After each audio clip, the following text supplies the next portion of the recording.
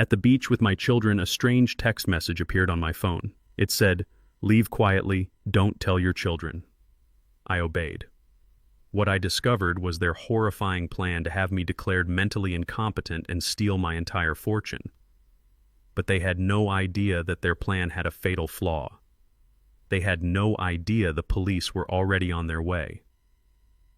Before I tell you how a simple family vacation ended with my own children being led away in handcuffs, let me know where you're watching from in the comments below. And be sure to like and subscribe if you believe that underestimating the quiet ones is always a mistake. My name is Augustus Monroe, but my friends call me Gus. I am 75 years old, and for 50 of those years, I was an architect. I spent my life designing buildings, structures meant to stand the test of time, built on solid, unshakable foundations. I thought I had built my family on the same principles. I've since learned that the most dangerous cracks are the ones you cannot see. The story begins on a perfect sun-drenched afternoon in South Carolina. I was sitting on the wide shaded porch of my beach house, a place I had designed myself, a place that held the happiest memories of my wife Beatrice. The air was warm and smelled of salt and jasmine. Below me on the pristine stretch of private beach was a picture of perfect domestic bliss, my children. My son David, 40 years old, was attempting to build a sandcastle with a focus he hadn't shown since his college days. My daughter Karen, a year younger, was laughing, her bright, beautiful smile a weapon she had always known how to wield. And beside her was her husband Mark, a man who was as handsome and as polished as a magazine advertisement. They were a beautiful family, my family, and they were, I knew with a cold certainty, that had been my constant companion for months, playing a part in a beautifully produced and utterly fraudulent play. This trip had been their idea. "Daddy, you've been so lonely since Mom passed," Karen had said on the phone a month ago, her voice a symphony of concerned affection. "We need a real family vacation, just us. We'll rent a house on the coast, our treat. We just want to spend some quality time with you." Of course it was my house, the house Beatrice and I had built together. And it was my money that was paying for the expensive groceries, the fine wine, the entire performance. They had been helping me manage my finances since Beatrice's death, a helpfulness that was as suffocating as it was complete. They were so careful with me, so attentive. "Dad, are you warm enough?" David would ask, adjusting the blanket on my lap, even though the sun was warm. "Gus, can I get you another iced tea?" Mark would say, his smile never quite reaching his cool, calculating eyes. "Don't get up, we'll bring it to you." They treated me not as a father, but as a fragile, valuable, and slightly unpredictable piece of porcelain.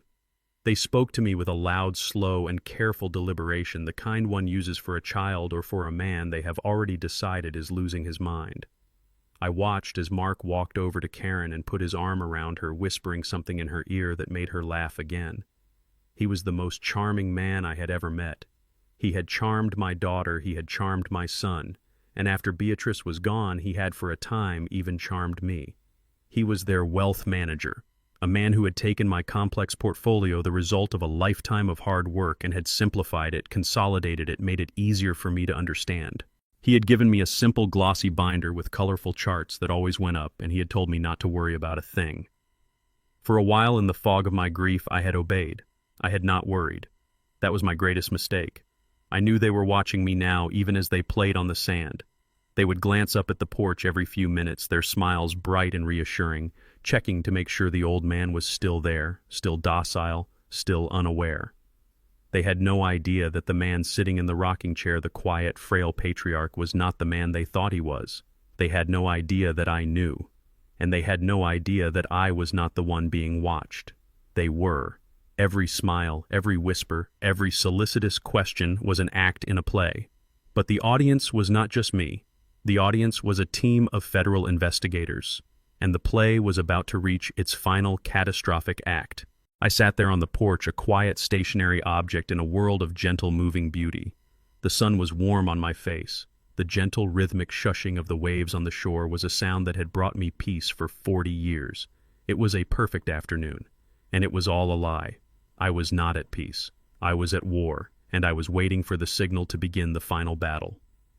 My phone, an old, simple flip phone that my children often teased me about, lay on the small table beside my rocking chair. It was not my real phone. My real phone, a modern smartphone, was tucked away in my travel bag. This phone, this simple, untraceable, prepaid device had only one purpose. It was a receiver for a single critical message. I watched them on the beach. My son David had finally given up on his sandcastle and was now skipping stones across the glassy surface of the low-tide ocean. Karen and Mark were walking along the water's edge, their arms around each other, a perfect picturesque couple. They were laughing. They looked so happy, so carefree. They looked like people without a single secret in the world. But I knew their secret. It was a secret so dark, so monstrous, that it had taken me months to fully comprehend it. The secret was that they were planning to erase me. My gaze drifted from them to the rocking chair beside me, the one that had always been Beatrice's. It was empty, but in my mind's eye I could see her there, a book in her lap, a gentle knowing smile on her face. "You see through things, Gus," she used to tell me. "You see the structure, the bones of a thing. Don't ever let anyone convince you that a pretty facade can hide a rotten foundation." For a time, in the fog of my grief after she was gone, I had forgotten that lesson. I had allowed myself to be lulled by the pretty facade of my children's concern. But Beatrice's voice, her quiet, unshakable wisdom had eventually broken through, and I had started to look at the structure.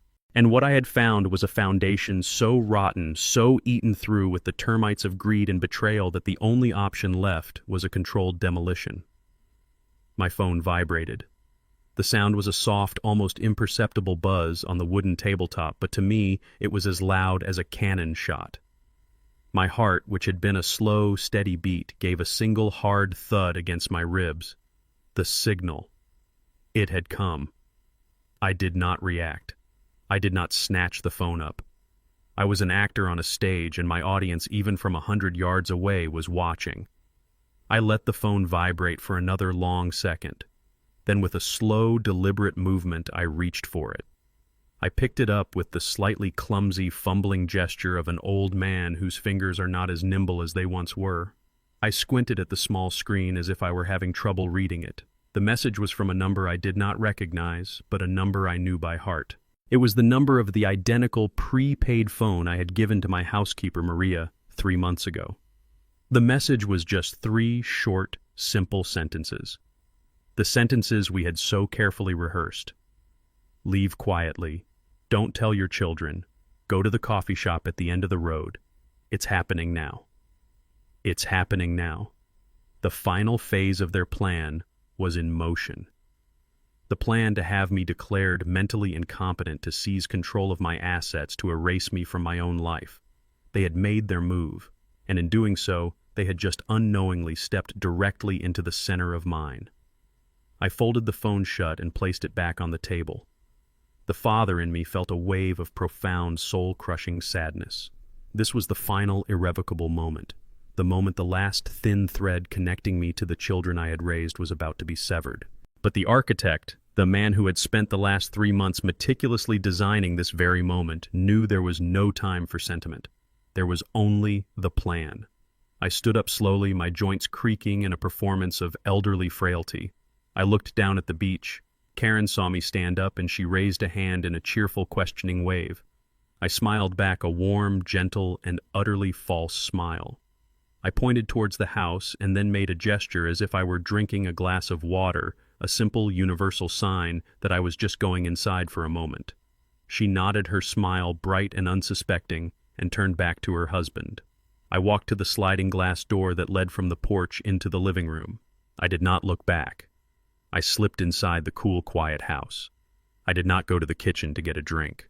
I walked straight to the front door.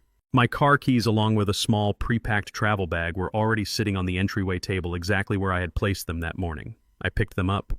I opened the front door, stepped outside, and closed it quietly but firmly behind me. The sound of the latch clicking shut was a sound of absolute finality. I was no longer a father on a family vacation.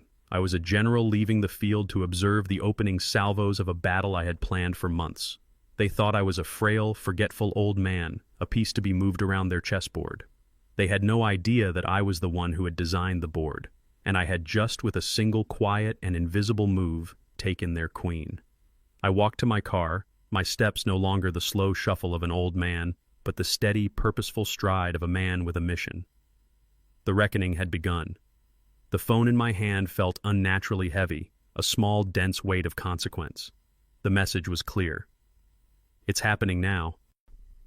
The final phase of my children's plan, the one they had been secretly building for months, was in motion. And in turn, so was mine. The time for quiet observation was over. The time for action had begun. I did not jump up. I did not react. The architect in me, the man who had spent a lifetime understanding that the most critical movements must also be the most deliberate, took over. I sat there for a long, slow count of 10, rocking gently in my chair, my eyes still fixed on the beautiful, tranquil ocean. I was an actor on a stage, and I knew my audience, even from 100 yards away, was watching. Every movement had to be a carefully chosen line in my performance. The groan as I pushed myself up from the chair was a lie. I placed a hand on the small of my back and stretched a perfect imitation of an old man whose joints were stiff from sitting too long. My body felt alive, humming with a cold electric energy, but my movements were slow, careful, and frail. I stood at the porch railing, looking down at the beach, at my beautiful, treacherous children. After a moment, Karen looked up, shielding her eyes from the sun, and saw me standing there. She raised a hand in a cheerful, questioning wave. I smiled back, a warm, gentle, and utterly false smile. I did not wave. I simply pointed towards the house, and then I mimed the act of drinking a glass of water. It was a simple, universal, and completely disarming gesture. The old man is thirsty. He is going inside for a drink. She nodded, her smile bright and unsuspecting, and turned back to her husband. The performance was a success. They were not concerned. Their fragile, valuable piece of porcelain was simply moving from one shelf to another. My predictability, the quiet, slow rhythm of my old age that they so often mocked, had just become my greatest camouflage. They saw what they wanted to see, a harmless old man, a relic shuffling inside for a glass of water. They could not see the architect, the strategist, the man who was about to bring their entire carefully constructed world crashing down around them. I turned my back on the perfect beach scene. I turned my back on the sound of their distant, carefree laughter. I slid the heavy glass door open and stepped inside the cool, quiet house. The air was still smelling faintly of the expensive scented candle Jessica had lit on the coffee table. I did not go to the kitchen. My thirst was not for water. I walked directly to the front entryway. My car keys were on the small mahogany table right where I had left them, and beside them a small, unassuming canvas travel bag. It contained a change of clothes, a burner phone, and a single encrypted hard drive. It was the bag of a man who was not planning on coming back. I picked up the keys. I picked up the bag. I walked to the front door, my movements now no longer slow, but quick, quiet, and purposeful. I opened the door, stepped outside into the warm, salt-laced air, and pulled it shut behind me. The sound of the latch clicking into place was the sound of a line being crossed, a final, definitive severing. I was no longer a father on a family vacation. I was an instrument of a reckoning that was already in motion, and I was on my way to my front row seat. I pulled my car into a small public parking lot about a quarter of a mile down the road from the beach house, and I killed the engine. The silence that rushed in was a welcome relief from the sound of the ocean, a sound that for the first time in my life had felt not like a peaceful rhythm, but like the ticking of a terrible clock. I got out of the car and began to walk. The coffee shop, our designated rendezvous point, was another 10 minutes down the old coastal road. I needed the time. I needed the walk. I needed to assemble the history of this day, to put the facts in their proper chronological order. My children in their arrogance thought they were playing a game with a forgetful old man, a frail patriarch in the twilight of his life. They had no idea they were playing a game against a retired architect with an eidetic memory for details and his best friend, one of the most ruthless litigators in the state of South Carolina. They thought their plan was a secret. They had no idea that their secret was the subject of a meticulous, professional, and very, very expensive 3-month investigation. The whole thing had started with a ghost, the ghost of my wife Beatrice. After she passed, I had been lost in a fog of grief. I had willingly, gratefully handed the reins of my complex financial life over to my son-in-law, Mark. He was so smooth, so charming, so seemingly competent. He brought me simple, colorful charts and glossy reports that always showed a steady, reassuring upward trend. He called it simplifying my portfolio, reducing my administrative burden. I now know he was simply hiding the evidence of his theft in plain sight. For a year I had believed him. But then, one night as I was drifting off to sleep, I remembered a conversation with Beatrice. A conversation from years ago, shortly after Karen and Mark were married. We were sitting on the porch of this very beach house, watching the fireflies dance in the twilight. "I don't like the way he looks at you, Gus," she had said, her voice a quiet, thoughtful murmur. "What do you mean?" I had asked, surprised. "He doesn't see a father-in-law," she had said, her intuition a sharp, unerring instrument. "He sees an asset, an estate. He's too polished, too charming. A man with nothing to hide is never that smooth, my love." I had dismissed her concerns, of course. I had told her she was being too cynical, that Mark was a good man who loved our daughter. And the memory of my own blind, foolish confidence was a source of a deep and profound shame. The pain was not just in the discovery of the crime, but in the confirmation of my wife's wisdom, a wisdom I had been too proud and too trusting to heed while she was alive. Her ghostly voice was the first alarm bell, and once it started ringing, I began to see the cracks in Mark's perfect facade myself. I am an architect. My entire life has been a study in details in the small, almost imperceptible signs of structural weakness, and I began to see them in his beautiful glossy reports. A management fee that seemed to fluctuate without a clear reason, a consulting expense for a shell corporation I had never heard of. Small things, round numbers. An architect learns that in a perfect design, a round number is almost always a lie, a placeholder for a detail that has not been properly calculated. A forensic accountant I later learned from Charlie would call them red flags. So 3 months ago, I had finally listened to my wife's ghost. I had gone to see Charlie. I had sat in his office feeling foolish, paranoid like a crazy old man. "Charlie," I had said, "I think there might be something wrong with my accounts, or maybe there's just something wrong with my head, but I need to know." Charlie, my friend of 50 years, had not treated me like a fool. He had looked at me with his sharp, intelligent eyes and had said, "There's no such thing as a crazy old man, Gus. There are only facts. Let's find them." And so began our silent, secret audit. It was not a simple review. It was a deep forensic dive into the financial life of Mark Davis.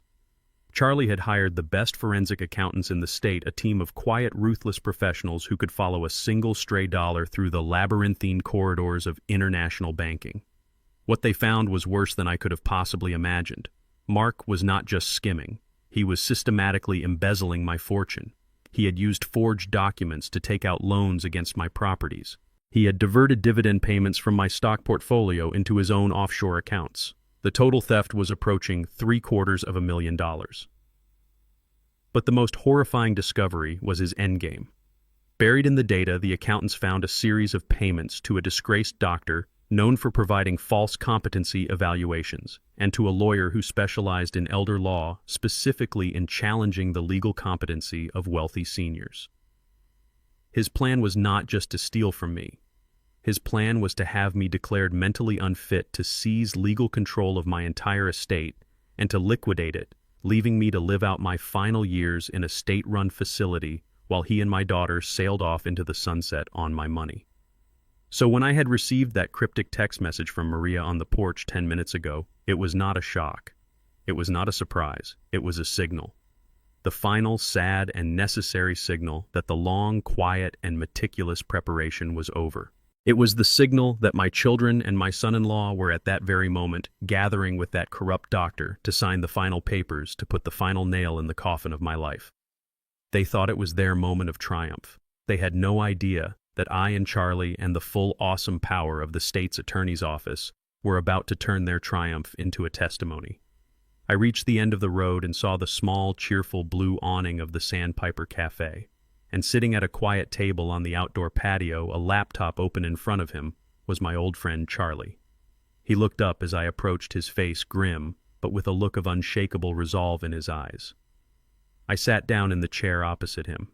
I didn't have to ask. He simply turned the laptop screen towards me. "You're just in time," he said, his voice a low, quiet rumble. "The show is about to start."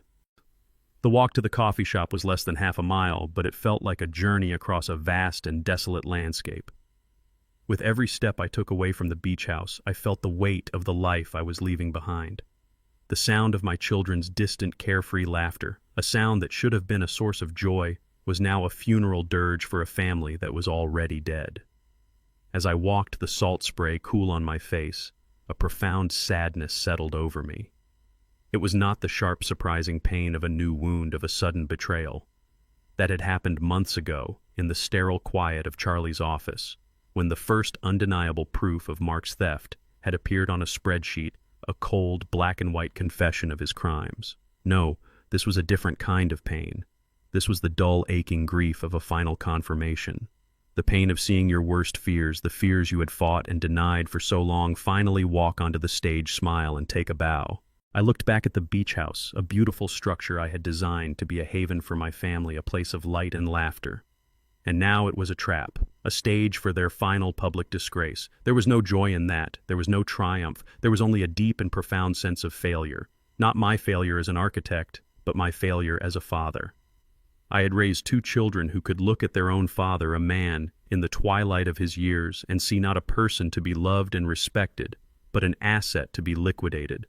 I had given them everything, and in doing so, I had somehow taught them the value of nothing.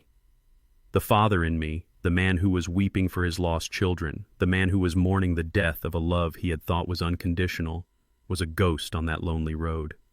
He wanted to turn back. He wanted to run to the beach, to confront them, to scream, to weep, to beg them to be the people he had raised them to be. But that man, the grieving, heartbroken father, was no longer in charge. He had been a passenger in my own body for months, his voice a constant whispering agony in the back of my mind. But now his time was over. The architect, the man who had designed this intricate and terrible trap, the man who had spent the last 3 months meticulously planning this very day, this very hour, was now in full control. They had been hunting my legacy for over a year, stalking it, circling it, waiting for the moment to strike. They thought I was the prey, a slow, old, and wounded animal easy to take down. They saw my grief for Beatrice as a weakness, my trust as a vulnerability. They saw my age as a sign of incompetence. They never imagined that the old animal had smelled them coming for months. They never imagined that the wounded prey was in fact a patient hunter who had been quietly and meticulously leading them into a cage of their own making. This was not revenge. Revenge is a hot, passionate, and ultimately empty emotion. It is the tool of the powerless. I was not powerless. I was in control. This was a correction, a structural realignment, a controlled demolition of a foundation that had become rotten to its core. It was the only way to protect the memory of my wife, the only way to honor the integrity of the life we had built. It was an act of architecture. I was simply removing a flawed and dangerous element before it could cause the entire structure to collapse. As I saw the cheerful blue awning of the Sandpiper Cafe in the distance, I felt the last of the grieving father recede. He was a ghost now, a sad memory of a man I could no longer afford to be. I was no longer a victim. I was no longer even just a man seeking justice. I was the architect of a reckoning, and the performance, the final terrible and necessary performance, was about to begin. The hunter had arrived at his perch, and it was time to watch the trap spring. As I sat there in the quiet of the Sandpiper Cafe, the laptop screen in front of me, a cold digital window into the final act of my family's drama, my mind went back. It went back 3 months to a cold, rainy afternoon in Charlie's office, to the day this quiet, secret war had truly begun. I had been wrestling with the ghost of my wife's warning for weeks. Beatrice's words, "He sees an asset, not a father," had been a constant nagging whisper in the back of my mind. I had started to look at the glossy, beautiful reports Mark would bring me every quarter. As an architect, my life had been a study in details, in the small, almost imperceptible signs of structural weakness, and I began to see them in his perfect, colorful charts. There was a management fee that seemed to fluctuate with no logical reason, a consulting expense for a shell corporation in Delaware I had never heard of. There were round numbers, too many of them. An architect learns that in a perfect design, a round number is almost always a lie, a placeholder for a detail that hasn't been properly calculated. A forensic accountant, I would later learn, calls them red flags. I had gathered a half-dozen of these small, unsettling discrepancies. On their own, they were nothing easily explained away as administrative errors or complex financial maneuvers. But together they felt like a pattern, a foundation riddled with cracks. I went to see Charlie that afternoon feeling like a fool, a paranoid, grieving old man seeing conspiracies where there were only spreadsheets. I sat in the plush leather chair opposite his grand mahogany desk, the one I had sat in 100 times over the years to discuss contracts and estate planning, and I laid out my pathetic little collection of red flags. "Charlie," I began, my voice hesitant, full of a shame I could not hide. "I think I'm being a crazy old man. I think my grief is making me see shadows. But something isn't right with my accounts. With Mark." He did not laugh. He did not dismiss me. My old friend, my friend of 50 years, simply leaned forward, his face a mask of calm, serious attention. He listened for half an hour as I detailed my vague, unsubstantiated fears. I told him about Beatrice's warning. I showed him the round numbers, the strange fees. When I was finished, he was silent for a long time. "There's no such thing as a crazy old man, Gus," he said finally, his voice a low, serious rumble. "There are only facts we don't have yet. You have a feeling. Your feeling is based on a lifetime of experience, and Beatrice had the best damn intuition of anyone I ever met. If she was worried and now you are worried, then I am worried." The relief I felt in that moment was a physical thing, a great shuddering weight lifting from my shoulders. I was not crazy. I was not alone. "So what do we do?" I asked. "We find the facts," he said, his lawyer's mind already turning the gears. "We don't confront him. Not yet. That would be a declaration of war without knowing the size of the enemy's army. No, we do this quietly. We conduct a silent deep dive audit. Off the books. I know a team the best in the state. Forensic accountants. They're sharks. They can follow a single stray dollar through the darkest, most labyrinthine corridors of international banking. We'll give them your documents, give them limited access, and we'll see what they find." "Charlie, I can't afford," I began. "You won't see a bill for this, Gus." He cut me off, his voice firm. "This one's for Beatrice." And so began our silent investigation. For the next 2 months, I continued to play the part of the trusting, slightly clueless father-in-law.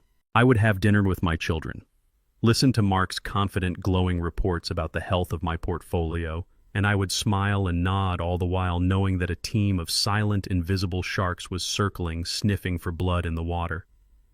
The call from Charlie came on a Tuesday morning. "Gus," he said, his voice a flat, dead thing.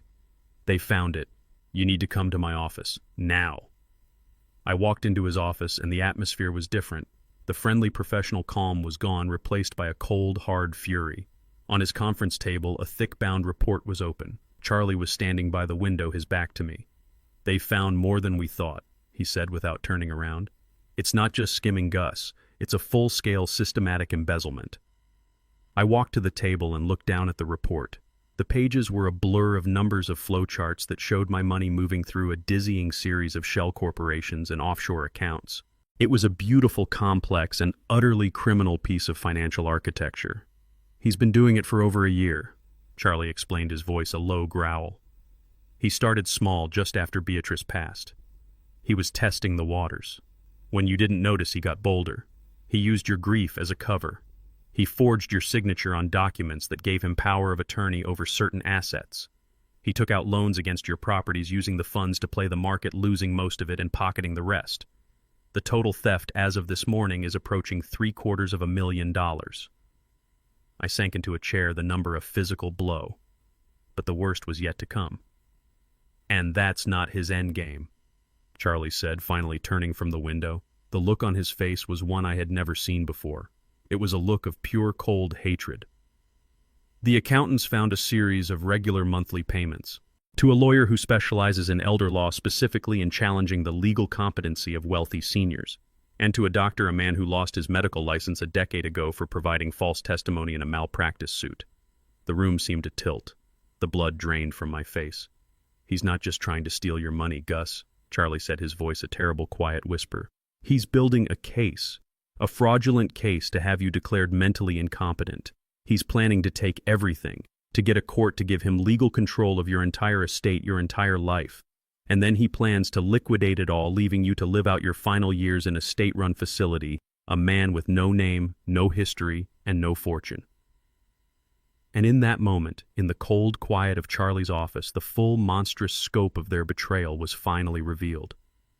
This was not just a theft, it was an erasure. A plan to annihilate me, to wipe my very existence from the world, all for the sake of money. The grieving father, the trusting man I had been, died in that chair. And a new man, a colder, harder, and much more dangerous man was born, an architect, a man who now had a new and final project to design, a perfect, inescapable, and absolutely devastating trap. The call from Charlie came on a Tuesday morning. "Gus," he said, his voice a flat, dead thing that bore no resemblance to his usual warm baritone. "They found it. You need to come to my office, now." I walked into his office, and the atmosphere was different. The friendly professional calm was gone, replaced by a cold, hard fury. On his vast mahogany conference table, a thick bound report was open. It was from the forensic accounting team. Charlie was standing by the window, his back to me, looking out at the rain-streaked city. "It's worse than we thought," he said without turning around. "It's not just skimming, Gus. It's a full-scale systematic embezzlement, a hostile takeover of your life executed from the inside." I walked to the table and looked down at the report. The pages were a blur of numbers and flowcharts, a complex, elegant, and utterly criminal piece of financial architecture. It showed my money, the money Beatrice and I had spent a lifetime building, moving through a dizzying series of shell corporations, offshore accounts, and back again, each transaction a small surgical wound designed to bleed me dry without me ever noticing. "He's been doing it for over a year," Charlie explained, his voice a low growl. "He started small just after Beatrice passed. He was testing the waters, seeing what he could get away with. When you didn't notice, when you were lost in your grief, he got bolder." He finally turned from the window, and the look on his face was one I had never seen before. It was a look of pure, cold hatred. "He used your grief as a cover, Gus. He forged your signature on documents that gave him power of attorney over certain assets. He took out loans against your properties, using the funds to play the high-risk stock market.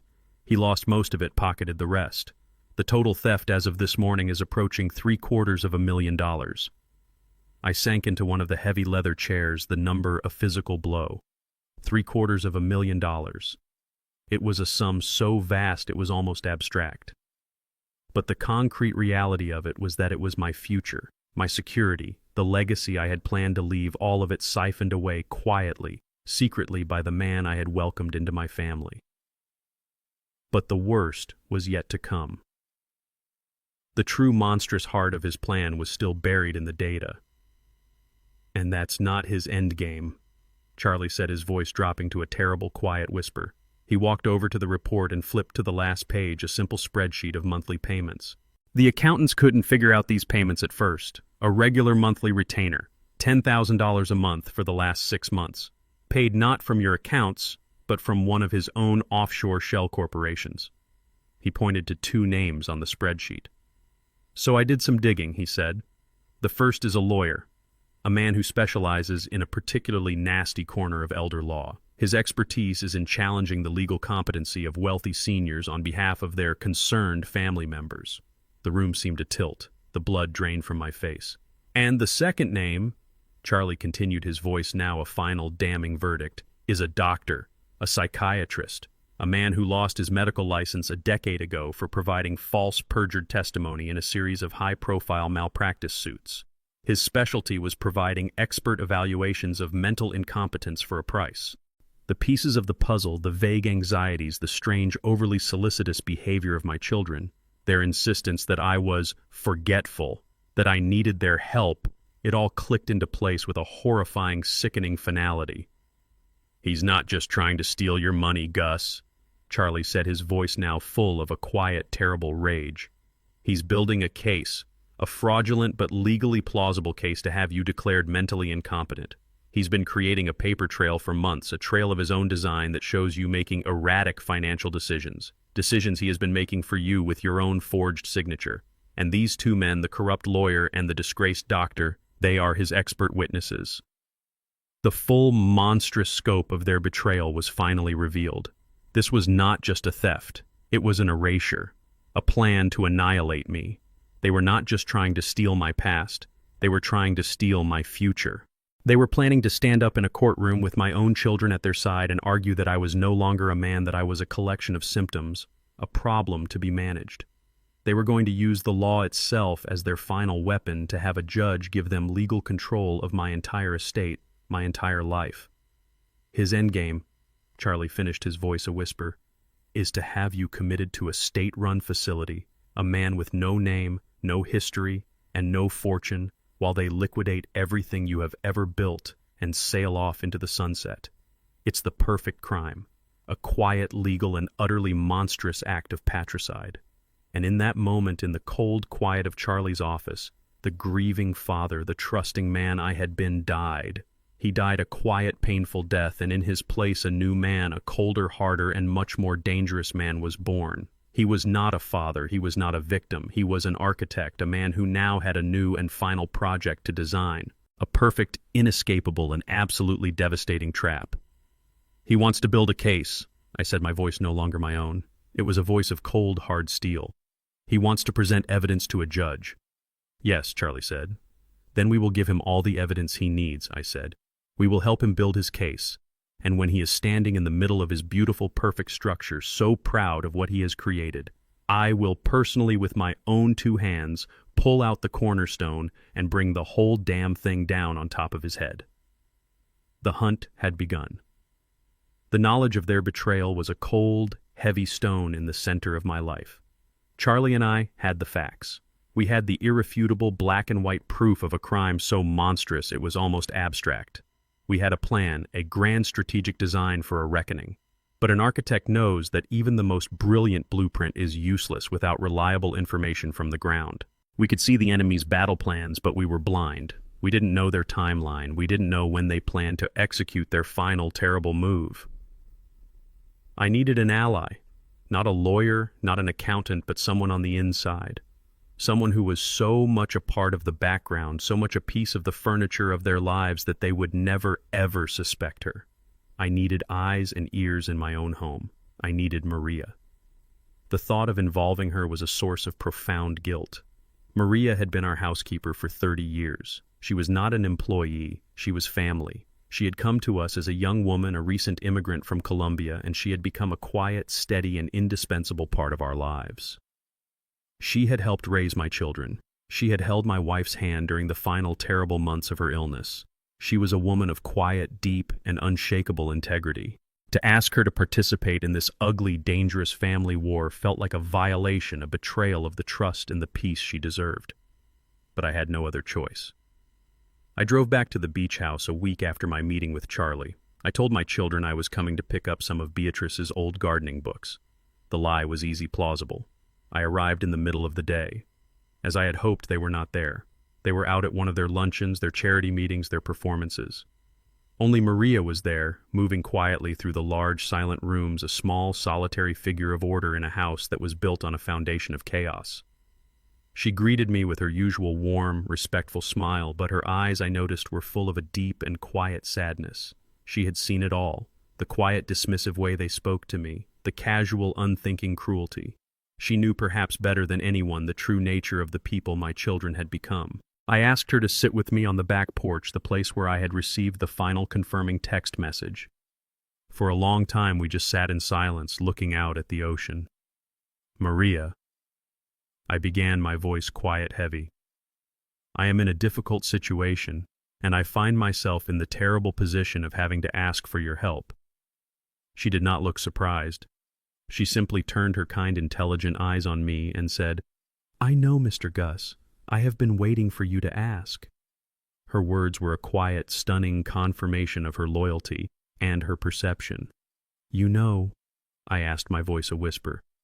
"I do not know the details, sir," she said, her hands folded neatly in her lap. "But I am not blind, and I am not deaf. I see the way they treat you. I hear the things they say when they think no one is listening. They are different now. Ever since Mrs. Beatrice passed, they are hungry in a way that is not good." She had seen it too. She had felt the shift in the foundation. I took a deep breath. I had to trust someone completely, and she was the only one left in the world. I told her everything. I laid out the entire ugly story, the embezzlement, the forged signatures, and the final monstrous plan to have me declared incompetent and cast away into a state-run home. As I spoke, I watched her face. Her expression did not change, but her eyes. Her dark, expressive eyes filled with a look of such profound and sorrowful anger that it took my breath away. It was the anger of a loyal soldier watching her beloved queen's memory be desecrated. When I was finished, she was silent for a long time. She looked out at the ocean, at the endless, indifferent waves. "Mrs. Beatrice," she whispered, her voice thick with an emotion she rarely showed. She would be so ashamed, so heartbroken. She loved those children so much. "I know," I said quietly. "And now," she continued, turning to face me, her eyes now blazing with a quiet, righteous fire, "they are trying to erase her, to erase you, to sell this house, her house. No, no, Mr. Gus, that cannot happen. I will not let it happen." The simple, unshakable power of her loyalty was a force of nature.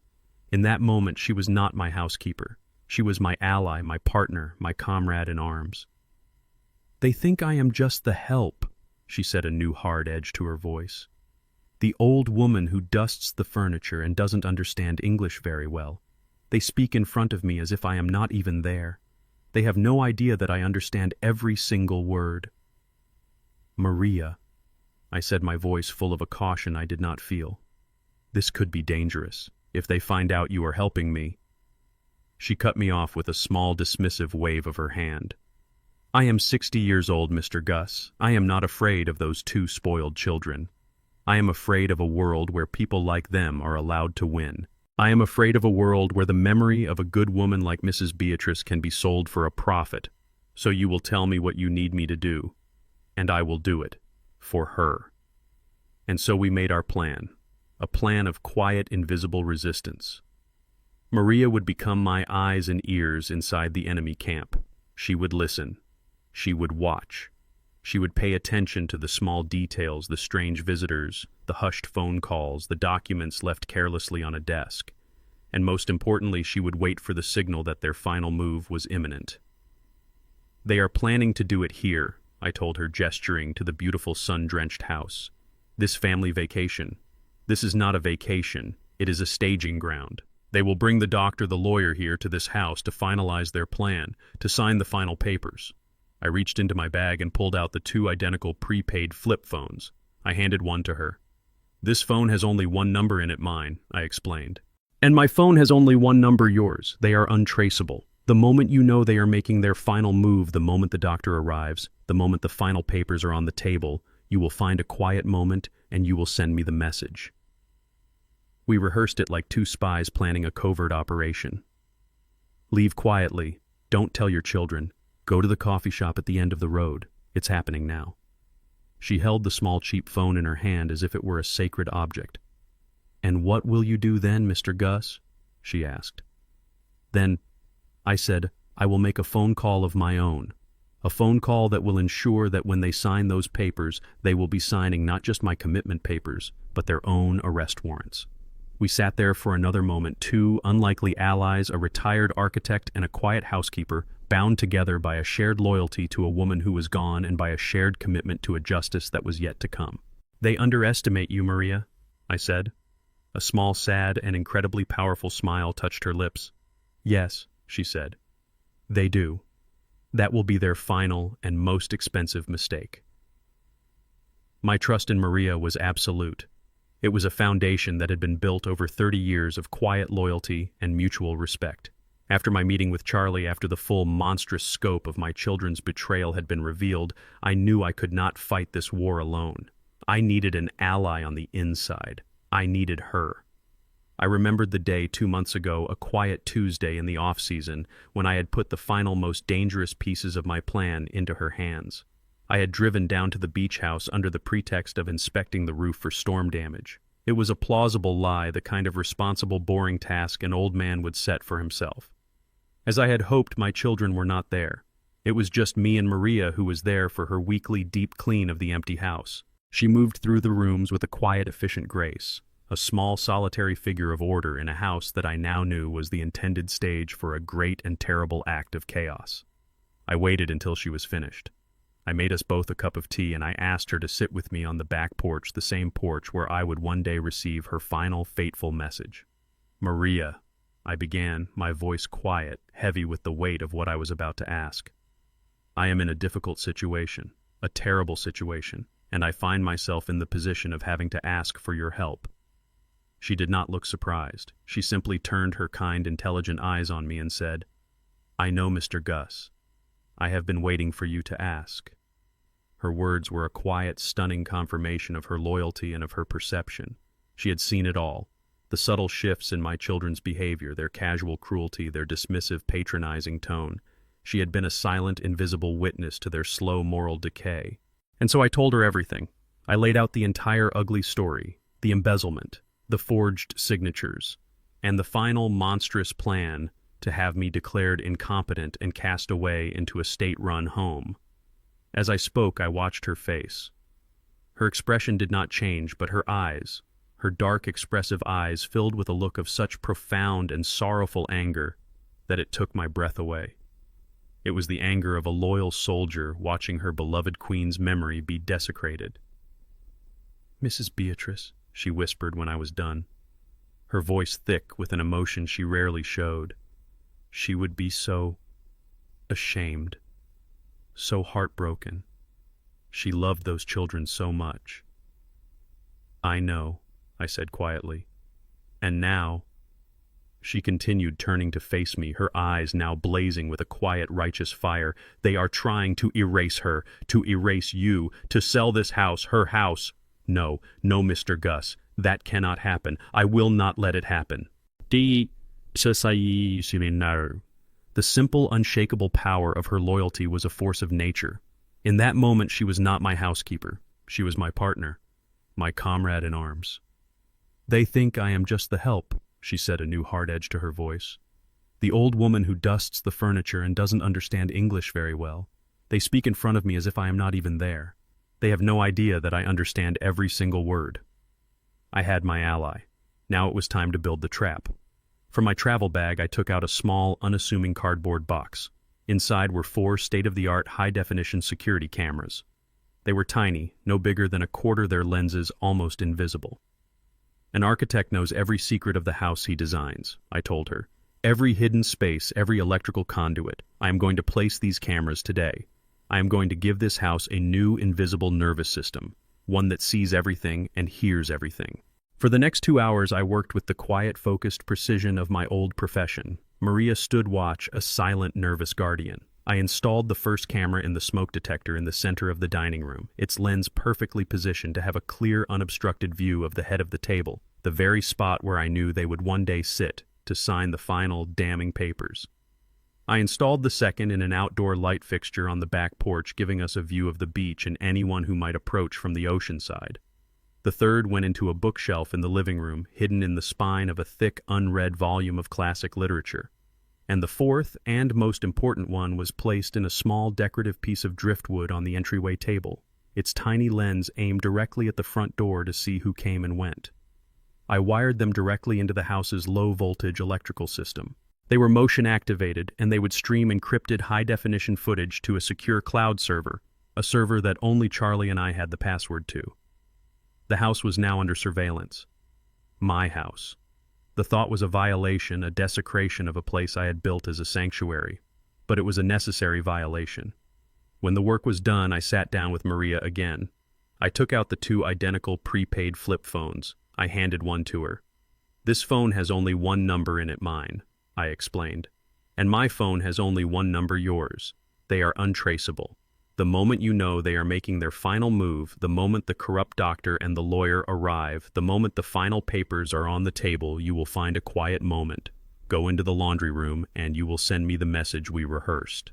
We said the words aloud like 2 spies memorizing a code. "Leave quietly. Don't tell your children. Go to the coffee shop at the end of the road. It's happening now." She held the small, cheap phone in her hand as if it were a sacred object. "And what will you do then, Mr. Gus?" she asked. "Then," I said, "I will make a phone call of my own. A phone call that will ensure that when they sign those papers, they will be signing not just my commitment papers, but their own arrest warrants." I looked at this good, decent, and incredibly brave woman, and I felt a profound sense of guilt for the danger I was placing her in. "Maria," I said, "you must be careful. If they suspect—" She cut me off with a small, dismissive wave of her hand, her face a mask of absolute, unshakable resolve. "I am 60 years old, Mr. Gus," she said. "I am not afraid of those 2 spoiled children. I am afraid of a world where people like them are allowed to win." I am afraid of a world where the memory of a good woman like Mrs. Beatrice can be sold for a profit. So you will do what you must do, and I will do my part. For her. I left the beach house that day, leaving its safety and the success of my entire plan in her loyal, capable hands. For 2 months, that silent digital nervous system had been waiting. For 2 months, Maria had been my quiet, watchful guardian. And today, as I walked along the coastal road, the memory of that conversation fresh in my mind, I knew that she had done her part. She had sent the signal. The actors were finally taking the stage, and the final scene, the one I had so carefully designed, was about to begin. I walked into the Sandpiper Cafe, the small bell above the door announcing my arrival with a cheerful, incongruous jingle. The place was quiet, filled with the warm, comforting smells of roasted coffee and cinnamon. A few locals were scattered at the tables reading newspapers, lost in their own quiet morning routines. They were living in a world of ordinary peace, a world I no longer inhabited. My world was now one of quiet, secret warfare. I saw him in a secluded booth in the back corner, Charlie. He had a cup of coffee in front of him and a laptop open on the table. He didn't look like a lawyer or a co-conspirator.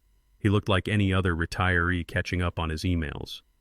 But I saw the tension in the set of his shoulders, the sharp, focused intensity in his eyes as he watched the door. He was a sentinel, a guardian at the gate of our final decisive battle. I slid into the booth opposite him. I didn't speak. I just gave a single slow nod. He nodded back. "You're just in time," he said, his voice a low, quiet rumble. "The overture is over.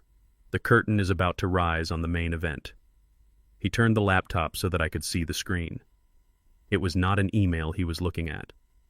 The screen was divided into 4 silent quadrants, each one a live, high-definition video feed. It was my house. My home. Now a theater of operations, its every secret corner illuminated on this cold, digital screen. The top left quadrant was a view from the smoke detector in the dining room.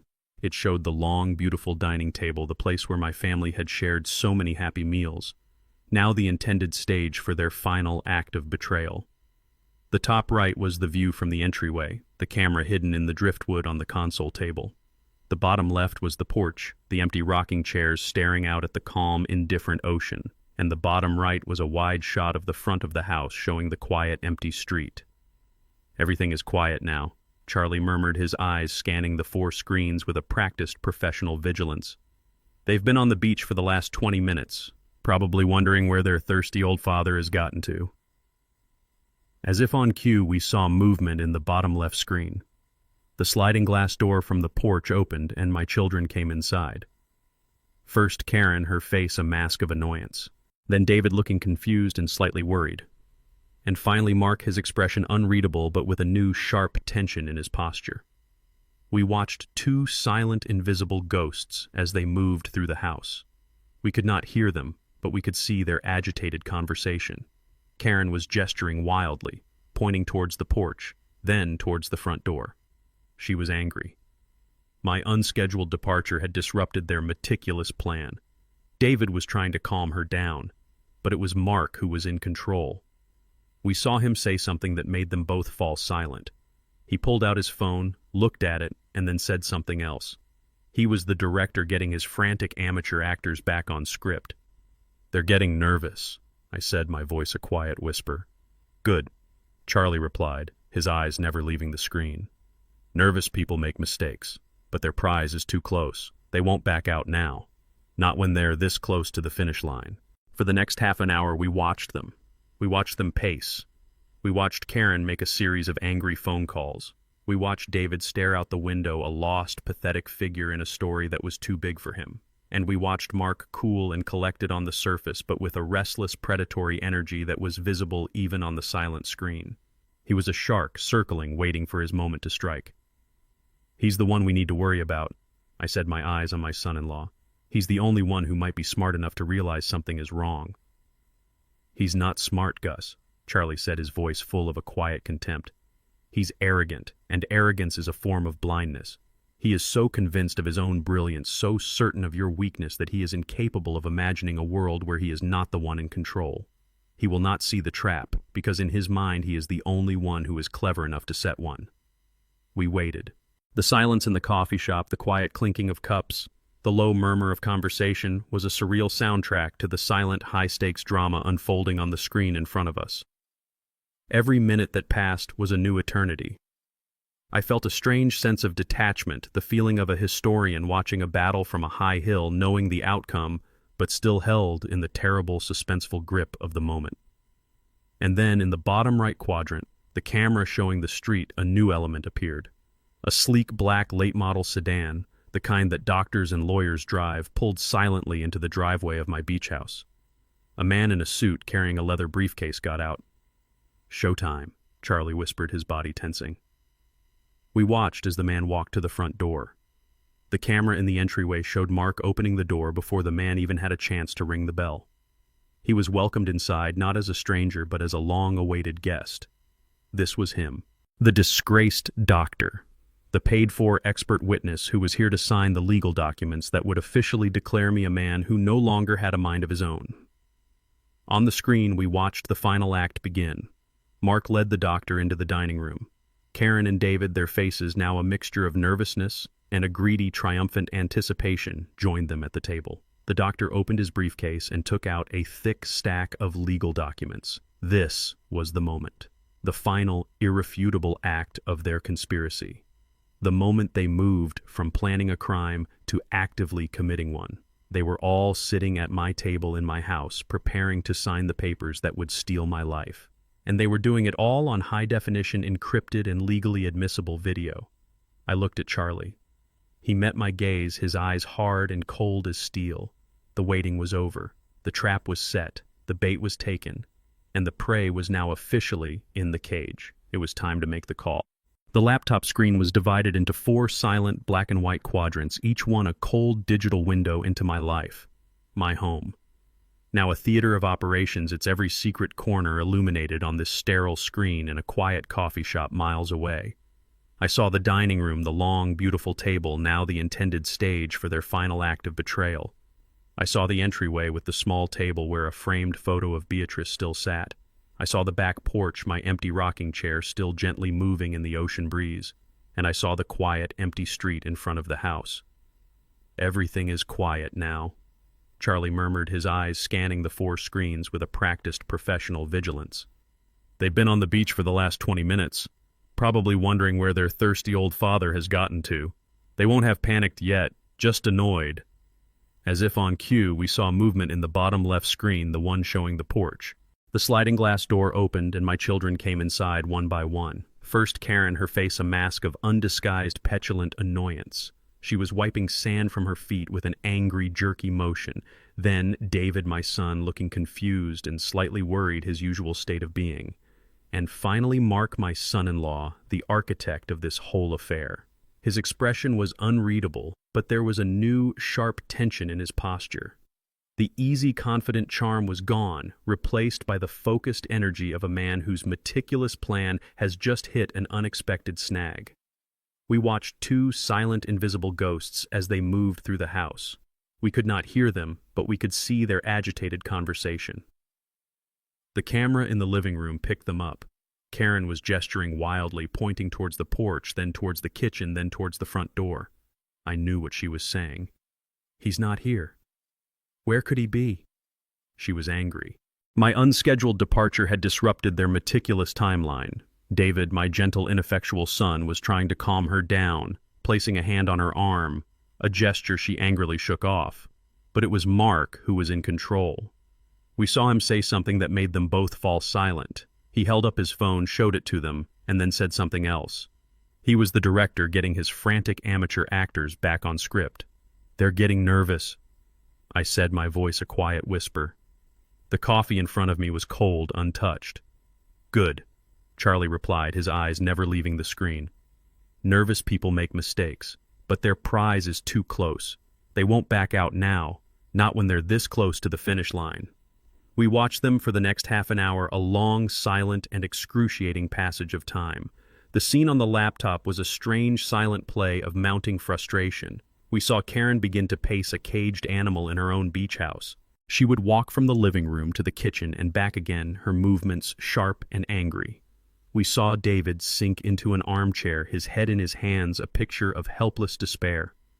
And we saw Mark standing by the large picture window, staring out at the ocean, his phone pressed to his ear. He was making calls, he was trying to find me, but I had left my real phone, the one they knew about, in my travel bag. The burner phone, the one that mattered, was silent in my pocket. "Look at them," Charlie murmured, a note of quiet contempt in his voice. "They're not worried about you, Gus. They're not calling the police or the Coast Guard. They're not worried that a 75-year-old man has wandered off and gotten lost. They are annoyed that their schedule has been disrupted, annoyed that the main character in their little play has gone off script." He was right. I was not a person to them anymore. I was a problem to be managed, a logistical hurdle to be overcome. The thought should have been painful, but I had moved past the pain.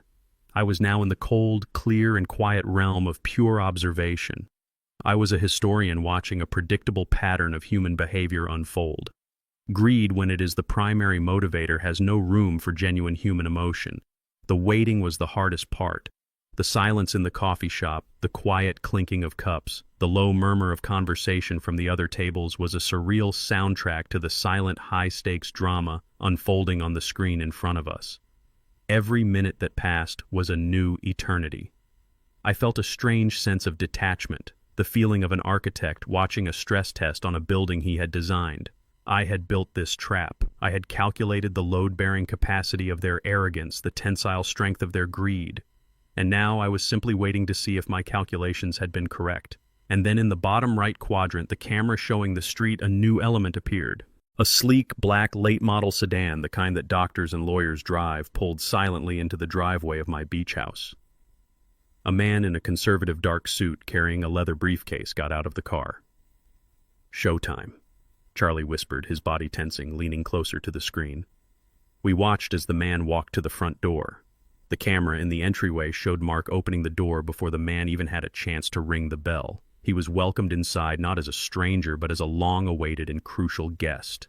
This was him, the disgraced doctor, the paid-for expert witness who was here to sign the legal documents that would officially declare me a man who no longer had a mind of his own, the final piece of their monstrous puzzle. On the screen, we watched the final act begin. Mark led the doctor into the dining room. Karen and David, their faces now a mixture of nervousness and a greedy, triumphant anticipation, joined them at the table. The frustration of the last hour was forgotten. Their prize was in sight. The doctor opened his briefcase and took out a thick stack of legal documents, spreading them out on the polished surface of my dining room table. This was the moment. The final, irrefutable act of their conspiracy. The moment they moved from planning a crime to actively committing one. They were all sitting at my table in my house, preparing to sign the papers that would steal my life. And they were doing it all on high-definition, encrypted, and legally admissible video. I looked at Charlie. He met my gaze, his eyes hard and cold as steel. The waiting was over, the trap was set, the bait was taken, and the prey was now officially in the cage. It was time to make the call. I reached into my pocket, my hand steady, and I took out the second burner phone, the one with only one number in it. The number for the lead detective on the case, a man who was at that very moment sitting in an unmarked car just 2 blocks away, waiting for his signal. The waiting was an act of profound and terrible patience. Charlie and I sat in the quiet of the Sandpiper Cafe, the world outside continuing its peaceful, ordinary rhythm, while on the small screen of the laptop a silent, high-stakes drama was unfolding. We were 2 old men sitting in a comfortable booth, but we were also generals in a distant command center watching the final critical movements of a battle we had planned for months. For half an hour we watched them pace. We watched Karen make a series of angry, frantic phone calls, her beautiful face a mask of frustration. We watched David sink into an armchair, a picture of helpless despair, a man completely out of his depth. And we watched Mark standing by the large picture window, a statue of coiled predatory stillness, his phone pressed to his ear. He was the director of this ugly little play, and his actors were forgetting their lines. "He's getting nervous." I whispered, my eyes on my son-in-law. "His plan is falling apart. My unscheduled departure has thrown him off his timeline." "He won't back out now," Charlie murmured, his gaze never leaving the screen. "Not when he's this close to the finish line. The prize is too big. His arrogance won't let him." And Charlie, as always, was right. We watched as Mark ended his phone call. He walked over to Karen and David, and we saw him speak with a new, sharp, and commanding energy. He was not a man in retreat. He was a general rallying his panicked, disorganized troops for a final, decisive assault. We saw Karen's anger subside, replaced by a new, greedy resolve. We saw David, my poor, weak son, nod his head in a gesture of pathetic, filial obedience. The coup was back on track. They were recommitted to their monstrous plan. They were simply waiting for their final co-conspirator to arrive. We did not have to wait long. At 2:15 p.m. in the bottom right quadrant of the screen, the camera showing the quiet, sun-drenched street, a new element appeared. A sleek, black, late-model sedan, the kind that doctors and lawyers in movies drive, pulled silently and with an almost funereal slowness into the driveway of my beach house. A man in a conservative dark suit carrying a heavy-looking leather briefcase got out of the driver's side. "Showtime," Charlie whispered, his body tensing, leaning closer to the screen. The man was in his late 60s, with a mane of distinguished silver hair and a pair of expensive-looking glasses. He looked like a pillar of the community, a respected professional, a man you would trust with your life. But Charlie and I knew who he was. Dr. Alistair Finch, a man who had lost his medical license a decade ago for providing false, perjured testimony in a series of high-profile malpractice suits. His specialty was providing expert evaluations of mental incompetence for a price. He was not a doctor. He was a ghoul, a man who made his living by burying the living. We watched as he walked to the front door. The camera in the entryway showed Mark opening the door before the man even had a chance to ring the bell. He was welcomed inside, not as a stranger, but as a long-awaited and crucial guest. He was the final piece of their monstrous puzzle, the expert witness who would sign the legal documents that would officially declare me a man who no longer had a mind of his own. On the screen, we watched the final act begin. Mark led Dr. Finch into the dining room, the very room where the first camera, the one hidden in the smoke detector, had a perfect, unobstructed view. The room was bathed in a warm afternoon light, a beautiful, tranquil setting for a terrible crime. Karen and David, their faces now a mixture of nervousness and a greedy, triumphant anticipation, joined them at the table. The frustration and panic of the last hour was forgotten. Their prize was in sight.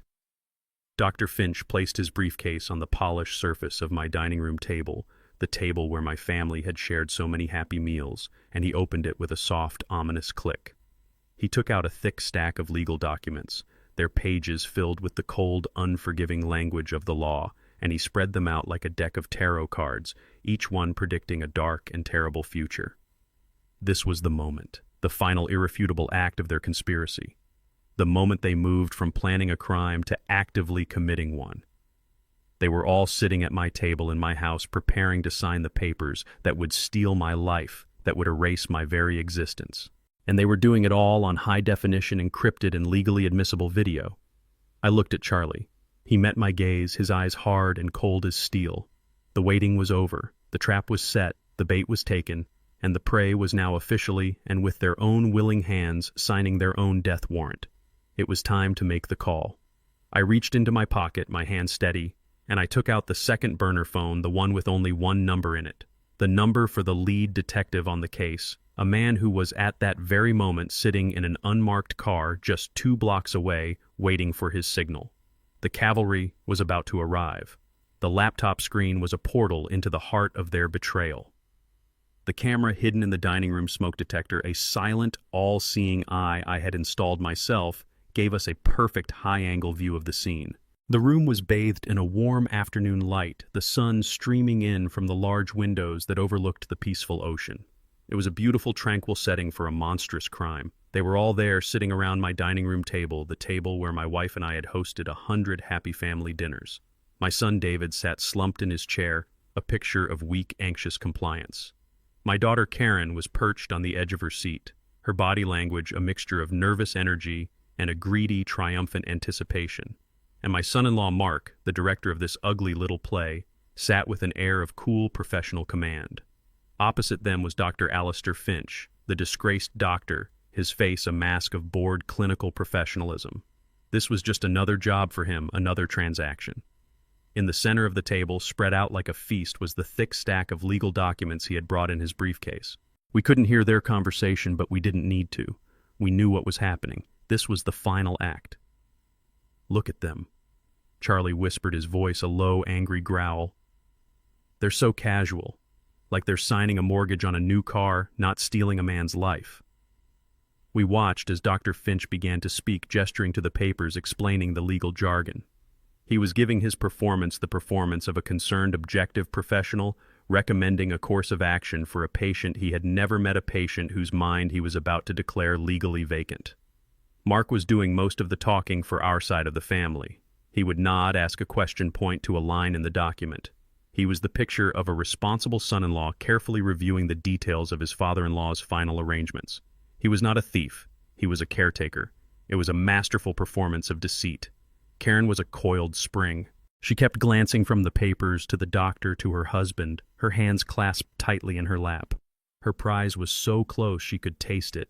And David, my son David, just stared at the table, his face a pale, sweaty mask of a man who knew he was in the wrong place, doing the wrong thing, but who was too weak, too cowardly to stand up and walk away.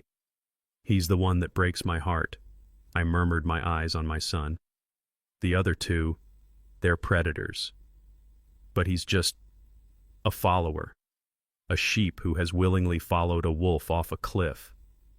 A sheep who stands by and watches the shepherd get slaughtered is no longer a sheep, Gus," Charlie said, his voice hard. "He's just another wolf, a weaker one perhaps, but a wolf nonetheless." On the screen we watched as Dr. Finch finished his explanation. He took an expensive-looking fountain pen from his breast pocket, uncapped it, and slid the top document, a sworn affidavit attesting to my diminished mental capacity, across the table to Mark. This was the moment, the final irrefutable act of their conspiracy, the moment they moved from planning a crime to actively committing one in front of our silent digital witnesses. Mark took the pen. He did not hesitate. He signed his name with a confident, fluid flourish on the line marked "Petitioner." Then he passed the pen to Karen. She took it, her hand trembling slightly, not with doubt, but with a greedy, feverish excitement. She signed her own name beside her husband's, her signature, a sharp, aggressive slash of ink. And then they both looked at David. My son, my weak, beautiful, and lost son, looked up. He looked from the document to his sister to her husband. His face was a battlefield of warring emotions. I could see the fear, the guilt, the shame. For a long, terrible moment, he didn't move. In my quiet corner of the coffee shop, I found myself holding my breath. This was his final chance, his final opportunity to stand up, to say no, to walk away, and save the last tattered shred of his own soul. "Walk away, son." A part of me, the foolish, ever-hopeful father, screamed in the silence of my own mind. Just get up and walk away. But then I saw Karen reach across the table and place her hand on his, her touch, not a comfort, but a command. I saw Mark give him a small, sharp nod, the nod of a superior officer to a hesitant soldier, and I saw the last of the light, the last of the fight go out of my son's eyes. He let out a long, shuddering breath, a sigh of total and final surrender. He took the pen, and he signed his name, his signature, a weak, wavering, and pathetic scrawl beneath the other two. It was done. The betrayal was unanimous. It was a family affair. They were all in the cage now, the door locked firmly behind them. Dr. Finch then signed his own name at the bottom of the page, the final professional seal on their monstrous lie.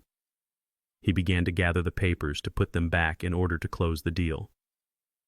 I looked at Charlie.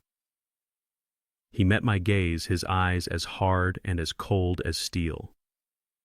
The waiting was over. The trap was set. The bait was taken. And the prey had just with their own willing hands signed their own death warrant. It was time to make the call.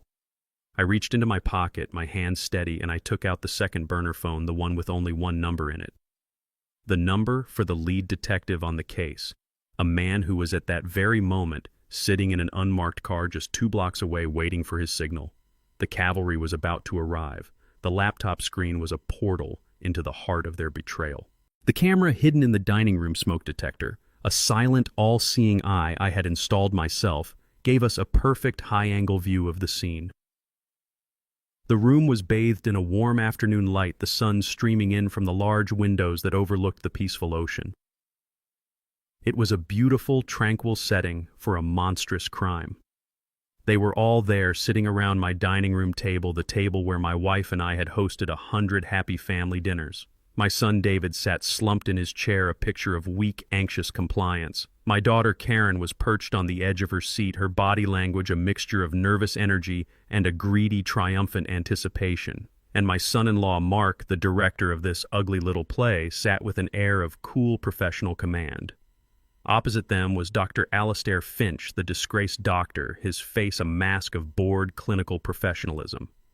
This was just another job for him, another transaction. In the center of the table, spread out like a feast, was the thick stack of legal documents he had brought in his briefcase. We couldn't hear their conversation, but we didn't need to. We knew what was happening. This was the final act. "Look at them," Charlie whispered, his voice a low, angry growl. "They're so casual, like they're signing a mortgage on a new car, not stealing a man's life." We watched as Dr. Finch began to speak, gesturing to the papers, explaining the legal jargon. He was giving his performance the performance of a concerned, objective professional, recommending a course of action for a patient he had never met, a patient whose mind he was about to declare legally vacant. Mark was doing most of the talking for our side of the family. He would nod, ask a question, point to a line in the document. He was the picture of a responsible son-in-law, carefully reviewing the details of his father-in-law's final arrangements. He was not a thief. He was a caretaker. It was a masterful performance of deceit. Karen was a coiled spring. She kept glancing from the papers to the doctor to her husband, her hands clasped tightly in her lap. Her prize was so close she could taste it. And David, my son David, just stared at the table, his face a pale, sweaty mask of a man who knew he was in the wrong place, doing the wrong thing, but who was too weak, too cowardly to stand up and walk away. "He's the one that breaks my heart," I murmured, my eyes on my son. "The other two, they're predators. But he's just a follower, a sheep who has willingly followed a wolf off a cliff. A sheep who stands by and watches the shepherd get slaughtered is no longer a sheep, Gus," Charlie said, his voice hard. "He's just another wolf, a weaker one perhaps, but a wolf nonetheless." On the screen we watched as Dr. Finch finished his explanation. He took an expensive-looking fountain pen from his breast pocket, uncapped it, and slid the top document, a sworn affidavit attesting to my diminished mental capacity, across the table to Mark. This was the moment, the final irrefutable act of their conspiracy, the moment they moved from planning a crime to actively committing one in front of our silent digital witnesses. Mark took the pen. He did not hesitate. He signed his name with a confident, fluid flourish on the line marked petitioner. Then he passed the pen to Karen. She took it, her hand trembling slightly, not with doubt, but with a greedy, feverish excitement. She signed her own name beside her husband's, her signature a sharp, aggressive slash of ink, and then they both looked at David. My son, my weak, beautiful, and lost son, looked up. He looked from the document to his sister to her husband. His face was a battlefield of warring emotions. I could see the fear, the guilt, the shame. For a long, terrible moment, he didn't move. In my quiet corner of the coffee shop, I found myself holding my breath. This was his final chance, his final opportunity to stand up, to say no, to walk away and save the last tattered shred of his own soul. "Walk away, son!" A part of me, the foolish, ever-hopeful father, screamed in the silence of my own mind. Just get up and walk away. But then I saw Karen reach across the table and place her hand on his. Her touch, not a comfort, but a command. I saw Mark give him a small, sharp nod, the nod of a superior officer to a hesitant soldier. And I saw the last of the light, the last of the fight go out of my son's eyes. He let out a long, shuddering breath, a sigh of total and final surrender. He took the pen. And he signed his name, his signature a weak, wavering, and pathetic scrawl beneath the other two. It was done. The betrayal was unanimous. It was a family affair. They were all in the cage now, the door locked firmly behind them. Dr. Finch then signed his own name at the bottom of the page, the final professional seal on their monstrous lie. He began to gather the papers to put them back in order to close the deal. I looked at Charlie. He met my gaze, his eyes as hard and as cold as steel. The waiting was over. The trap was set. The bait was taken. And the prey had just with their own willing hands signed their own death warrant. It was time to make the call. I reached into my pocket, my hand steady, and I took out the second burner phone, the one with only one number in it. The The number for the lead detective on the case, a man who was at that very moment sitting in an unmarked car just 2 blocks away with his team waiting for his signal. I didn't need to speak. I simply pressed the call button, let it ring once, and then hung up. The signal was sent. The cavalry was on its way. On the laptop screen, we watched as Dr. Finch finished gathering his papers. He placed them neatly back into his briefcase. He stood up, shook Mark's hand. The transaction was complete. They were smiling, all of them. Even David was managing a weak, pathetic imitation of a smile. They were smiling the triumphant, relieved smiles of people who had just successfully and finally solved the great and terrible problem of their father. "Look at them," Charlie whispered, his voice a low, angry growl. "They're celebrating. They're actually celebrating." And it was in that perfect, quiet, and beautiful moment of their triumph that the 4th quadrant of our screen, the one showing the quiet, empty street in front of the house, came to life. 2 dark, unmarked police cars, their lights off, pulled silently and with a terrible final grace into the driveway, blocking the black sedan of Dr. Finch. The camera in the entryway showed the front door, and we saw 4 men in dark suits and tactical vests with the letters State Police emblazoned on their backs move with a quiet, professional speed up the front steps. "And here we go," Charlie murmured, leaning back in his chair. On the main screen, the one showing the dining room, the celebrants were still shaking hands, completely oblivious. We watched as Mark walked Dr. Finch towards the entryway, a gracious host showing his guest out. We saw him open the front door. We saw the look of pure, uncomprehending shock on his face as he was met not by the warm, sunny afternoon, but by the grim, unsmiling faces of 4 state police detectives. We saw him try to stammer a question. We saw one of the detectives hold up a badge and a warrant. We saw Mark's hands being pulled behind his back, the glint of steel as the handcuffs were snapped into place. And then the raid began. The detectives poured into the house, their movements a whirlwind of controlled professional force. The camera in the dining room showed the scene of utter catastrophic chaos. We saw Karen's triumphant smile freeze, then shatter into a mask of pure, disbelieving horror. We saw David let out a small, terrified cry and physically shrink back in his chair, a child trying to hide from a monster. And we saw Dr. Alistair Finch, the professional, the man of experience, simply sigh a long, weary sigh of a man who knew the game was up and place his hands without being asked on top of his head. The lead detective, a large, imposing man whose face was a mask of grim determination, addressed them. We couldn't hear his words, but we knew what he was saying. "You have the right to remain silent." We watched as they were led one by one from the dining room. Mark, his face a pasty grayish white, his eyes wide and vacant. Dr. Finch looking bored and annoyed as if he had been inconvenienced by a minor traffic delay. And then my children. Karen was fighting. She was screaming, her voice a silent, desperate roar on our screen, her beautiful face twisted into a grotesque mask of rage and disbelief. She was a queen, refusing to accept that her kingdom had just been conquered. But David, my son David, was not fighting. He was weeping. He was led away, his shoulders shaking with great, silent, racking sobs, the tears of a weak, lost boy who had followed his family off a cliff and had only in the final, terrible moment of impact realized the depth of his own fall. The last to be let out was Maria. She was not in handcuffs. She stood in the doorway, her arms wrapped around herself, and she watched them being placed in the back of the police cars. And then she looked up, her eyes finding the small, invisible lens of the camera in the entryway. She did not smile. She simply gave a single, slow, and almost imperceptible nod, a nod of loyalty, a nod of duty, a nod that said, "It is done." Charlie and I sat in the quiet of the coffee shop, the silent, dramatic play on the screen now over. The house was empty, save for the police officers who were now beginning their methodical search of the crime scene. My children were gone. The reckoning was complete. I reached out and closed the laptop. The screen went black, plunging us back into the ordinary, peaceful reality of a sunny afternoon. It was over.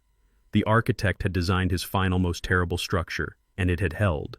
The days that followed my flight to New York were a blur of quiet, formal meetings in sterile government offices. I presented my evidence, I answered their questions, I gave my testimony. I was no longer a father. I was a witness, a source, a quiet, elderly man providing the irrefutable black and white facts of a federal crime.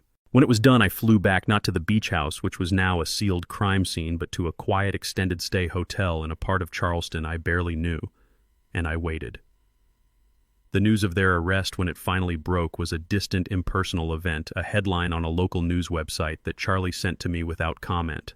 I saw the pictures of them being led from my beautiful beach house in handcuffs, and I felt not a flicker of triumph, only a deep and profound weariness.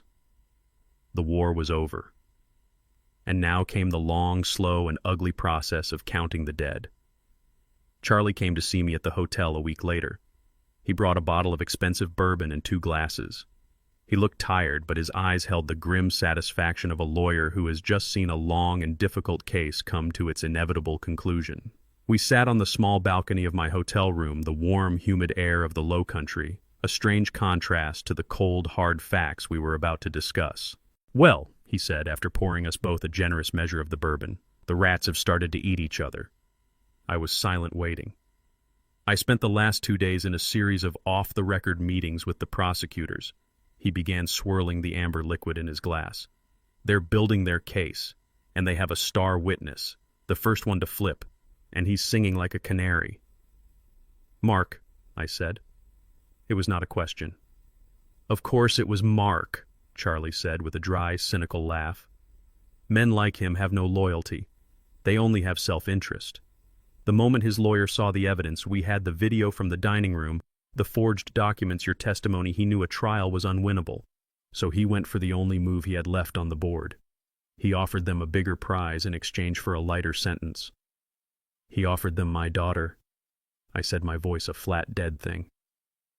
"He gift-wrapped her, Gus," Charlie said, his voice hardening. "He is painting a masterpiece of self-pity and manipulative lies. He's claiming he was the victim, a brilliant but naive financial advisor who was seduced and corrupted by a greedy, ambitious, and morally bankrupt wife who was desperate to maintain the lifestyle she had grown up with." I listened, my face a mask of stone, as Charlie laid out the details of my son-in-law's betrayal. It was even uglier than I had imagined. "He's telling the prosecutors that Karen was the true mastermind," Charlie recounted, his voice dripping with contempt. "He's claiming she was the one who was obsessed with getting control of your fortune. He's saying she was the one who found the crooked doctor who researched the competency laws. He's even trying to claim that she was the one who came up with the idea to forge your signature on the financial documents, telling him, 'Don't worry, he's my father, he's old, he'll never even notice.' The lie was as intricate as it was monstrous. He was taking every crime he had committed, every cold, calculated step of his plan, and he was reframing it as an act of a weak, love-struck man, just trying to please his demanding, sociopathic wife. He was not just trying to save himself, he was trying to bury her." "And the prosecutors," I asked, "are they buying this fiction?" "They don't have to buy it," Charlie explained, the lawyer and him taking over. "They don't care if it's the absolute truth. They just care that it's a plausible narrative, one that he is willing to testify to under oath. His testimony combined with the hard evidence we gave them creates an unbreakable case against her. He is giving them a conviction on a silver platter, and in return he's hoping to get his own 30-year sentence knocked down to 10. I thought of my daughter sitting in a cold, sterile interrogation room, learning that the man she had conspired with, the man she had chosen over her own father, had just without a moment's hesitation sacrificed her to save himself. "It's a classic prisoner's dilemma," Charlie continued, his voice now a quiet academic lecture. "Two co-conspirators caught in a trap. They can either stay silent and hope for the best, or they can betray their partner for a chance at a better outcome. And a man like Mark, a man with no foundation, no character, no loyalty, he will always choose to betray. It's in his nature. Their love, if it had ever existed, was a business partnership, a merger based on a shared prospectus of greed. And now, with the company facing a hostile takeover by the federal government, Mark was simply liquidating his last remaining asset, his wife. He was selling her story, her culpability, her future for a discount on his own. I looked out at the distant, shimmering line of the ocean. The world seemed to move in slow, predictable patterns. The rise and fall of the tides, the slow, inexorable turning of the wheels of justice, and the timeless, ugly dance of betrayal and self-preservation. And so, I said more to myself than to Charlie, he has given them the why. He has given them the motive. He has given them a story, Charlie said. And in a courtroom, a good story is often more powerful than the truth. He has given them the story of a greedy, manipulative daughter and her weak, well-intentioned husband. And now, he said, taking a long, slow sip of his bourbon. "They will go to your daughter and they will use that story to break her, and she will have two choices, to go down as the villain in his story, or to tell a story of her own." I knew with a certainty that ached in my heart which choice she would make. The war was not over. The final, ugliest battle, the one where my children would turn on each other, was just beginning. Mark's betrayal was a cold, logical move, a calculated business decision in a game he thought he could still salvage. He was a creature of pure self-interest, and his actions were as predictable as they were monstrous. But my children were a different story. Their betrayal was a more complex and, in many ways, a more tragic affair. It was a story woven from threads of weakness, of arrogance, and of a love that had curdled into a possessive, destructive greed. Charlie told me the rest of the story a few days later, after the prosecutors had finished their initial interrogations. He came to my quiet hotel room as the sun was setting the sky over the Charleston harbor, a bruised purple and orange, and he brought with him the final ugly chapter. "They brought Karen in first." He began, his voice a low, grim narrative as he settled into the armchair opposite me. "They didn't play games with her. They were smart. The two lead prosecutors, a man and a woman, they put her in a cold, windowless room, offered her a bottle of water, which she refused, and they let her talk. They knew who they were dealing with. I could picture her. My daughter, the woman who had commanded my dining room with such arrogant grace, now sitting under the harsh, unforgiving fluorescent lights of a government building.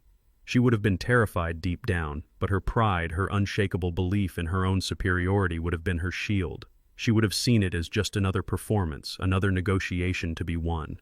She tried to play the role she had cast for herself." Charlie continued, his eyes fixed on the darkening sky outside the window. "The ultimate victim, the naive, trusting wife swept up in a glamorous, dangerous world she didn't understand. It was a masterclass, Gus. She wept. She told them how much she loved her husband, how she had trusted him implicitly, how he was a brilliant but secretive and often intimidating man. She painted a picture of a life lived in a gilded cage. It was a good performance, I was sure, a story she had been telling herself for years now, polished for a new, more critical audience. She told them she had no idea where the money was coming from." Charlie said, a note of grudging respect in his voice for her sheer audacity. "She claimed he handled all the finances, that she was just a trophy wife who was given a generous allowance and told not to ask questions. She even hinted that she was afraid of him, that he had a temper, that he was controlling. She was laying the groundwork for a classic spousal abuse defense. She was brilliant in her own monstrous way." "They let her talk for almost an hour," Charlie said. "They just listened, nodding, their faces a mask of professional sympathy. They gave her enough rope, Gus. They let her build her own beautiful, elaborate, and utterly fictional gallows." He paused, taking a long, slow sip of the water I had poured for him. "And then," he said, "when she was finished, when her story of victimhood was complete, the lead prosecutor, a woman named Jensen, simply slid a single thin folder across the polished steel table." "What was in it?" I asked, my own voice, a quiet whisper in the dimming room. "Bank statements," he said. "Her personal bank statements, from an account in the Cayman Islands. An account that was not in her husband's name. An account that was solely in the name of Karen Monroe Davis. An account we had found, an account her husband knew nothing about." My heart, which I thought had turned to stone, gave a single painful thud.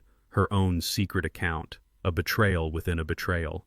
The statements showed a regular monthly deposit of $100,000 from one of the primary offshore shell corporations, a corporation our accountants had already proven was the main laundry for the stolen funds. Charlie explained, his voice now the cold, precise instrument of a lawyer laying out the facts.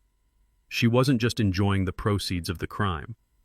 She was skimming from the man who was skimming from you, and the statements also showed how she spent it.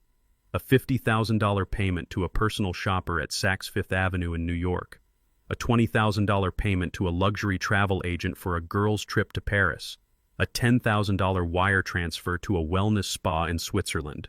It was a detailed, undeniable record of her own secret and very lavish life funded by the money she claimed to know nothing about. I saw it then, the fatal, arrogant flaw in her performance.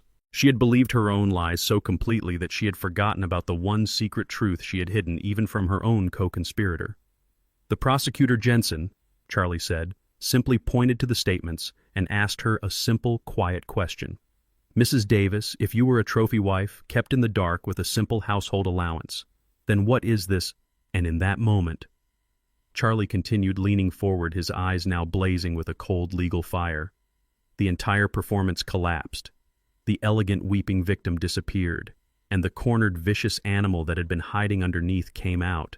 She started screaming. She screamed that it was her money, that she deserved it, that she had earned it by putting up with a monster like Mark. And then she turned on you. She screamed that her husband was a monster, but that you, her father, were even worse, a cruel, manipulative old man who was trying to destroy her life out of spite because you had always been jealous of her happiness, of her freedom from the old, dusty world you and her mother had lived in. She didn't confess to the crime, Gus. She indicted herself with her own rage. He paused, shaking his head slowly. She was a fighter, he said. She went down swinging, trying to burn the whole world down with her. But your son, David, he just went down. My heart ached at the mention of his name, my weak, lost son. They put him in a different room, Charlie said, his voice softening, the anger replaced by a profound and weary sadness. And they used a different tactic, a much smarter one. They didn't show him evidence. They didn't show him spreadsheets or bank statements. They just showed him a single photograph. What was it? I asked, my voice barely a whisper. It was a picture of you, Gus, he said. A picture I found in your house and gave to them. A picture of you and him taken about 20 years ago at his college graduation. The two of you are standing side by side, your arm around his shoulder, and you have this look on your face. A look of pure, unadulterated fatherly pride. It's a beautiful picture, Gus. A picture of everything that was and everything that was lost. I could see the image in my mind, a ghost from a happier, more innocent time, a time before the rot had set in. They just put the picture on the table in the middle of that cold, gray room. Charlie recounted, his voice now a quiet, sad murmur. And the detective, a good old-school cop, a man who probably has kids of his own, asked him a simple question. Tell us about this man, David. Tell us about your father. And I knew in that moment what had happened. I knew the power of that image. I knew the weight of that memory. I knew my son. He broke, I whispered. He didn't just break. Charlie said, his voice heavy with the finality of it all. He dissolved. He looked at that photograph, at the man his father once was, at the boy he once was, and he began to weep. Not the performative tears of his sister, but the deep, soul-shattering sobs of a man who has just been forced to look at the absolute wreckage of his own life. The sobs of a man who has just realized too late that he had traded the purest gold in the world for a handful of cheap, glittering glass. He wept for a full 10 minutes, and then he started to talk. And he didn't stop for 3 hours. My son, my gentle, ineffectual, and deeply broken son, gave them everything. He confessed to his own role, his weakness, his cowardice. He confirmed every detail of Mark's scheme, every date, every transaction. He laid bare the entire ugly conspiracy to have me declared incompetent, admitting that he had gone along with it because he was scared of his sister and his brother-in-law, scared of losing the comfortable life they had built for him. He was not trying to save himself. He was not trying to cut a deal. He was simply, for the first time in his life, telling the truth. It was a confession born not of strategy, but of a profound and total moral collapse. He gave them not just the crime, but the sad, pathetic, and deeply human story behind it. His testimony, Charlie finished the words, a final somber epitaph, was the final nail in all of their coffins. Mark's story of the manipulative wife was destroyed. Karen's story of the naive victim was annihilated. David's confession was the clear, unwavering, and heartbreakingly truthful account that connected them all. They had been a three-legged stool, each one supporting the others in their lies. And my son, in his final, desperate act of weakness, which was perhaps the first truly strong act of his entire life, had simply and completely kicked out his own leg, bringing the whole rotten structure crashing down on top of them all. I closed my eyes. The battle was over. The victory was total, and all that was left was the long, quiet, and deeply sad work of surveying the ruins of my own family. The weeks following the arrests were a quiet, gray purgatory. I had returned not to the beach house, which was now a sealed crime scene, a place I knew I could never again think of as a home, but to a quiet, extended-stay hotel in a part of Charleston I barely knew. I spent my days walking along the Battery, watching the great container ships move silently out to sea, each one a slow, majestic departure. My own departure from the life I had known was less majestic. It was a quiet, internal exile. Charlie had handled everything. He was my shield, my spokesman, my only link to the ugly, grinding machinery of the legal world that had now consumed my children. He was the one who spoke to the detectives, to the prosecutors, to the press. I remained a ghost, an anonymous source, the quiet, unseen architect of a ruin I did not have the heart to survey. He came to see me at the hotel about a month after the raid. He brought not a bottle of bourbon, but his heavy old leather briefcase. He looked tired, but his eyes held the grim, focused satisfaction of a lawyer who knows his case is unassailable. We sat on the small, impersonal balcony of my hotel room, the warm, humid air of the low country, a strange contrast to the cold, hard facts we were about to discuss. "The grand jury returned their indictment this morning, Gus," he said without preamble. He opened his briefcase and took out a thick, official-looking document bound in a simple blue cover. He slid it across the small glass-top table. "It's official. The United States of America versus Mark Davis, Karen Monroe, Davis, and David Monroe." I looked at the cover. My own family name, a name my wife and I had built with 40 years of honesty and hard work, now listed on a federal indictment, an official record of a crime. I felt a wave of profound and weary sadness. "I thought you should see the charges," Charlie said gently. "So you understand the full scope of what comes next. So you understand that there is no turning back." I opened the document. The language was dense, a thicket of legal jargon, but the words, the charges themselves, were as clear and as brutal as a swinging hammer. "First," Charlie began, his voice taking on the precise, clinical tone of a lawyer breaking down a case, "they're charging them, all three of them, with multiple counts of wire fraud. Every fake email Mark sent you with a glowing, fictitious portfolio report. Every fraudulent wire transfer he made from your accounts to his offshore shell corporations. The prosecutors have documented 27 separate instances of him using electronic communications to perpetrate the fraud. That's 27 separate federal crimes, Gus. 27 separate lies, each one now a potential 5-year prison sentence." I listened as he spoke. The words were clinical legal, but I saw the story beneath them. 27 separate betrayals. 27 separate acts of theft. It wasn't a single mistake, a momentary lapse of judgment. It was a career, a meticulous, long-term, and utterly ruthless campaign. "Next," Charlie continued, pointing to a new section of the indictment. "And this is the one that ropes them all in, is conspiracy to commit fraud. This is where the prosecution's narrative comes together. They are not just treating this as Mark's crime. They are treating it as a family enterprise." My stomach tightened. "And what is their evidence for that?" I asked, my voice a whisper. "The best evidence in the world," Charlie said grimly. "The evidence we gave them. They have the high-definition video from the dining room of your beach house.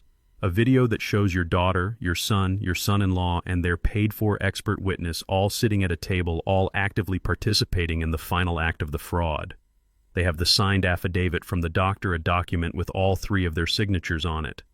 And," he said, his voice softening, "they have David's full and complete confession.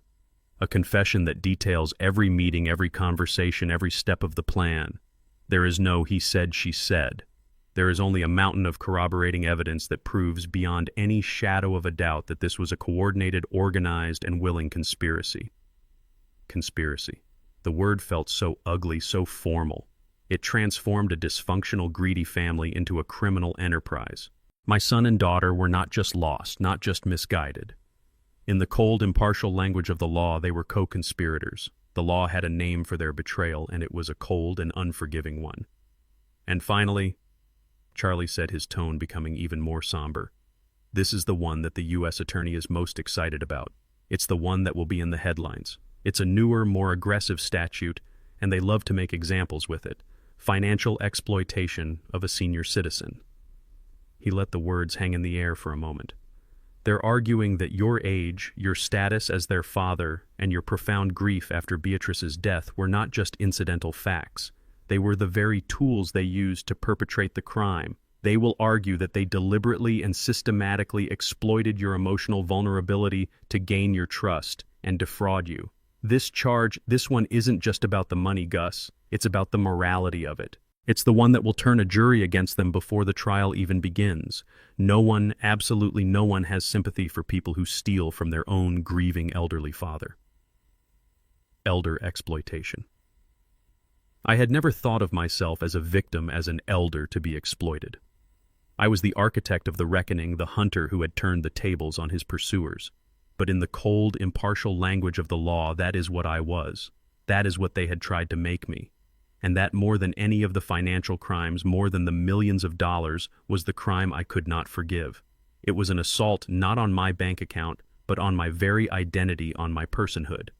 And what about the doctor, I asked. Finch. Dr. Finch, Charlie said with a humorless smile, has made a deal. The moment he was confronted with the video and the conspiracy charges, he folded like a cheap suit. He has given the prosecution a full sworn confession. He has detailed exactly how Mark and Karen hired him, what they asked him to do, and the exact amount of money they paid him to declare you incompetent. He has agreed to be the state's star witness in exchange for a recommendation of probation. He has not just betrayed them, he has buried them. I closed the thick, heavy document and placed it on the table. The structure was sound. The conclusion was unavoidable. So, I said quietly, there will be no trial. There will be no trial, Charlie confirmed. Their lawyers, if they have any sense at all, will have no choice but to push for a plea deal. The only question now is not if they will go to prison. The only question is for how long. The finality of it was absolute. The messy, emotional, and painful drama of my family was over. It was now just a case file, a number in a long, slow, and impartial system. The truth I had uncovered had been translated into a series of federal charges. And the consequences, the real unavoidable consequences they had spent their lives trying to outrun, were now finally at their door. I looked at the thick, heavy document on Charlie's desk, the indictment that now served as the final official history of my family. It detailed the crimes, the dates, the statutes. But there was one name, one co-conspirator, that I needed to understand. And the doctor? I asked, my voice quiet. Finch. The man they brought into my house. What about him? A slow, cynical, and utterly weary smile spread across Charlie's face. It was the smile of a man who had spent a lifetime observing the predictable, pathetic cowardice of the guilty. Ah, yes, he said, leaning back in his chair. Dr. Alastair Finch, a man of profound and exquisitely flexible morality. He is, shall we say, a survivor. He made a deal, I stated. It was not a question.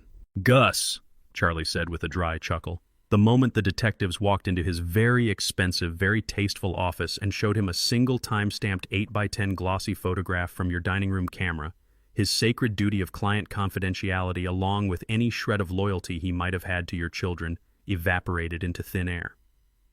He described the scene to me, a scene he had gotten from his contact at the DA's office. It was a short and deeply unsurprising interrogation. They didn't even have to threaten him, Gus, he explained. They simply laid out his options with a calm, professional clarity. Option A, remain silent, be charged as a full co-conspirator in a multi-million-dollar federal elder fraud case, lose his already suspended medical license permanently, and spend the rest of his so-called golden years in a federal prison. Or option B, tell them everything he knew, provide a full and truthful confession, become the state's star witness, and walk away with a recommendation for probation. He chose option B, I murmured. He chose option B before they had even finished the sentence, Charlie confirmed.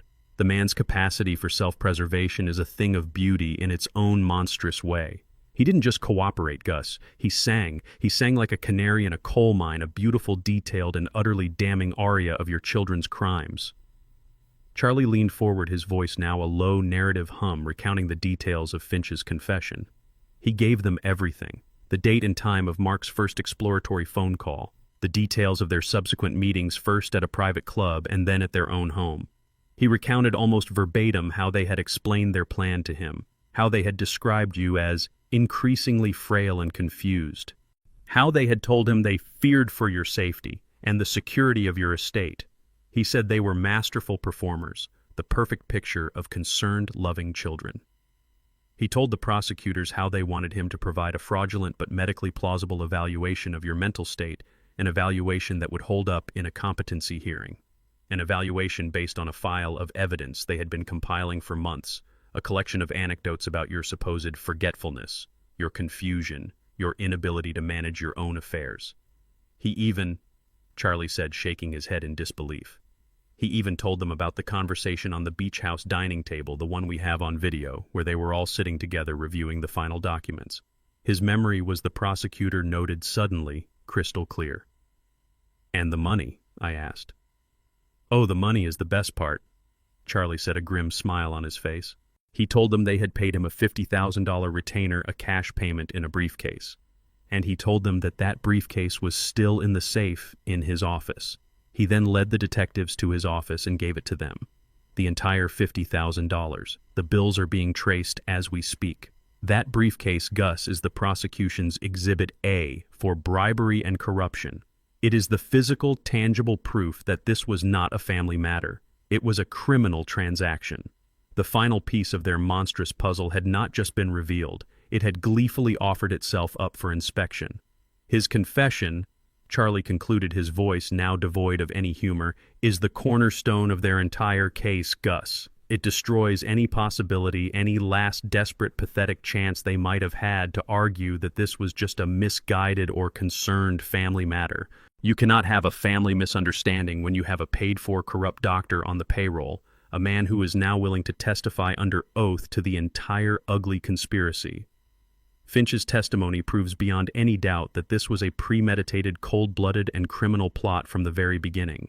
He has, in his eagerness to save his own skin, completely and utterly annihilated them. I listened, and I felt nothing but a cold, weary sense of the world's ugly predictability. They had hired a man with no honor, and they were now presumably shocked that he had acted without honor. They had built their secret alliance on a foundation of shared greed, and they were now surprised that it had collapsed under the first slight pressure of consequences. Finch was not the real villain of this story. He was just a tool, a hired instrument. The true, unforgivable crime belonged to my own children, the ones who had been so willing and so eager to buy his services. The weeks following the arrests were a quiet, gray purgatory. I had returned not to the beach house, which was now a sealed crime scene, a place I knew I could never again think of as a home, but to a quiet, extended-stay hotel in a part of Charleston I barely knew. I spent my days walking along the Battery, watching the great container ships move silently out to sea, each one a slow, majestic departure. My own departure from the life I had known was less majestic. It was a quiet internal exile. Charlie had handled everything. He was my shield, my spokesman, my only link to the ugly, grinding machinery of the legal world that had now consumed my children. He was the one who spoke to the detectives, to the prosecutors, to the press. I remained a ghost, an anonymous source, the quiet, unseen architect of a ruin I did not have the heart to survey. He came to see me at the hotel about a month after the raid. He brought not a bottle of bourbon, but his heavy old leather briefcase. He looked tired, but his eyes held the grim, focused satisfaction of a lawyer who knows his case is unassailable. We sat on the small, impersonal balcony of my hotel room, the warm, humid air of the low country, a strange contrast to the cold, hard facts we were about to discuss. "The grand jury returned their indictment this morning, Gus," he said without preamble. He opened his briefcase and took out a thick, official-looking document bound in a simple blue cover. He slid it across the small, glass-topped table. "It's official. The United States of America versus Mark Davis, Karen Monroe Davis, and David Monroe." I looked at the cover. My own family name, a name my wife and I had built with 40 years of honesty and hard work, now listed on a federal indictment, an official record of a crime. I felt a wave of profound and weary sadness. "I thought you should see the charges," Charlie said gently. "So you understand the full scope of what comes next. So you understand that there is no turning back." I opened the document. The language was dense, a thicket of legal jargon. But the words, the charges themselves, were as clear and as brutal as a swinging hammer. "First," Charlie began, his voice taking on the precise clinical tone of a lawyer breaking down a case. "They're charging them, all three of them, with multiple counts of wire fraud. Every fake email Mark sent you with a glowing, fictitious portfolio report. Every fraudulent wire transfer he made from your accounts to his offshore shell corporations. The prosecutors have documented 27 separate instances of him using electronic communications to perpetrate the fraud. That's 27 separate federal crimes, Gus. 27 separate lies, each one now a potential 5-year prison sentence." I listened as he spoke. The words were clinical legal, but I saw the story beneath them. 27 separate betrayals, 27 separate acts of theft. It wasn't a single mistake, a momentary lapse of judgment. It was a career, a meticulous, long-term, and utterly ruthless campaign. Next, Charlie continued, pointing to a new section of the indictment, and this is the one that ropes them all in, as conspiracy to commit fraud. This is where the prosecution's narrative comes together. They are not just treating this as Mark's crime. They are treating it as a family enterprise. My stomach tightened. And what is their evidence for that? I asked, my voice a whisper. The best evidence in the world, Charlie said grimly. The evidence we gave them. They have the high-definition video from the dining room of your beach house, a video that shows your daughter, your son-in-law, and their paid-for expert witness, all sitting at a table, all actively participating in the final act of the fraud. They have the signed affidavit from the doctor, a document with all three of their signatures on it. And, he said, his voice softening, they have David's full and complete confession, a confession that details every meeting, every conversation, every step of the plan. There is no he said, she said. There is only a mountain of corroborating evidence that proves beyond any shadow of a doubt that this was a coordinated, organized, and willing conspiracy. Conspiracy. The word felt so ugly, so formal. It transformed a dysfunctional, greedy family into a criminal enterprise. My son and daughter were not just lost, not just misguided. In the cold, impartial language of the law, they were co-conspirators. The law had a name for their betrayal, and it was a cold and unforgiving one. And finally, Charlie said, his tone becoming even more somber, this is the one that the U.S. Attorney is most excited about. It's the one that will be in the headlines. It's a newer, more aggressive statute, and they love to make examples with it. Financial exploitation of a senior citizen. He let the words hang in the air for a moment. They're arguing that your age, your status as their father, and your profound grief after Beatrice's death were not just incidental facts. They were the very tools they used to perpetrate the crime. They will argue that they deliberately and systematically exploited your emotional vulnerability to gain your trust and defraud you. This one isn't just about the money, Gus. It's about the morality of it. It's the one that will turn a jury against them before the trial even begins. No one, absolutely no one, has sympathy for people who steal from their own grieving elderly father. Elder exploitation. I had never thought of myself as a victim, as an elder to be exploited. I was the architect of the reckoning, the hunter who had turned the tables on his pursuers.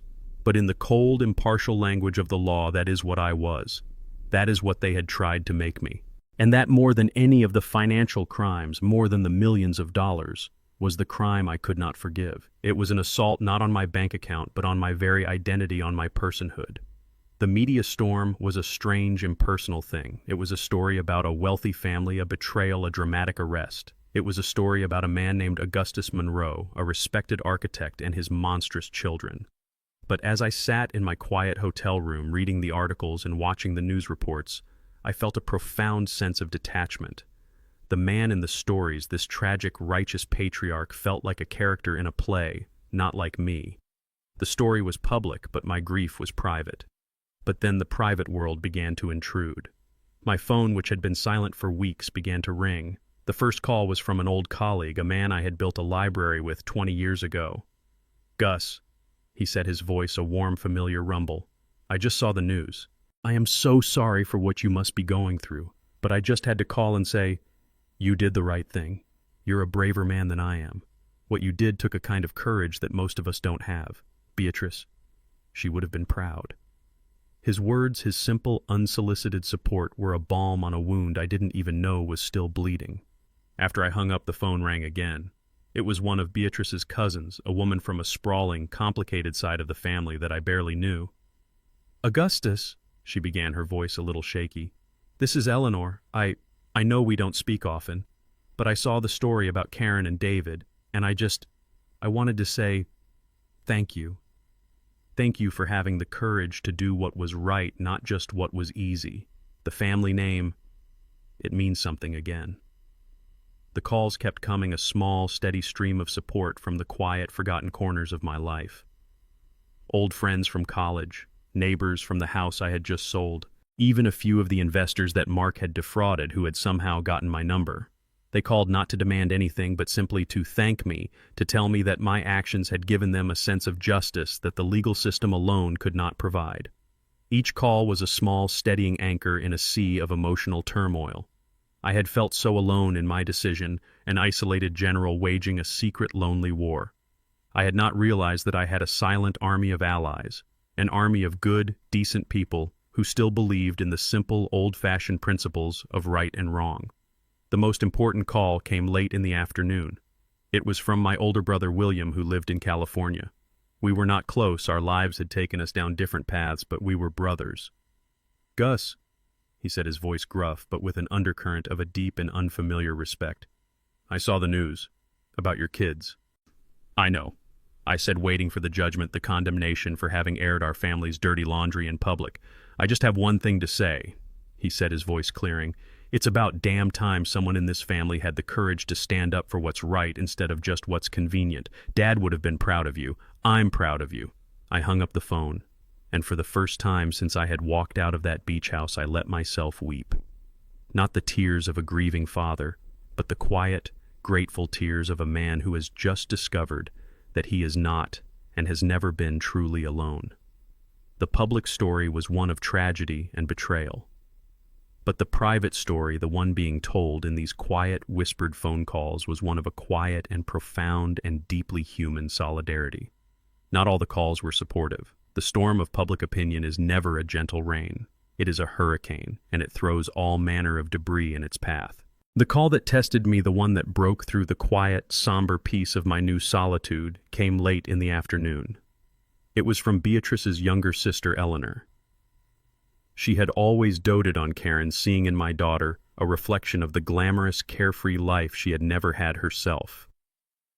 I saw her name on the caller ID, and for a moment I considered not answering.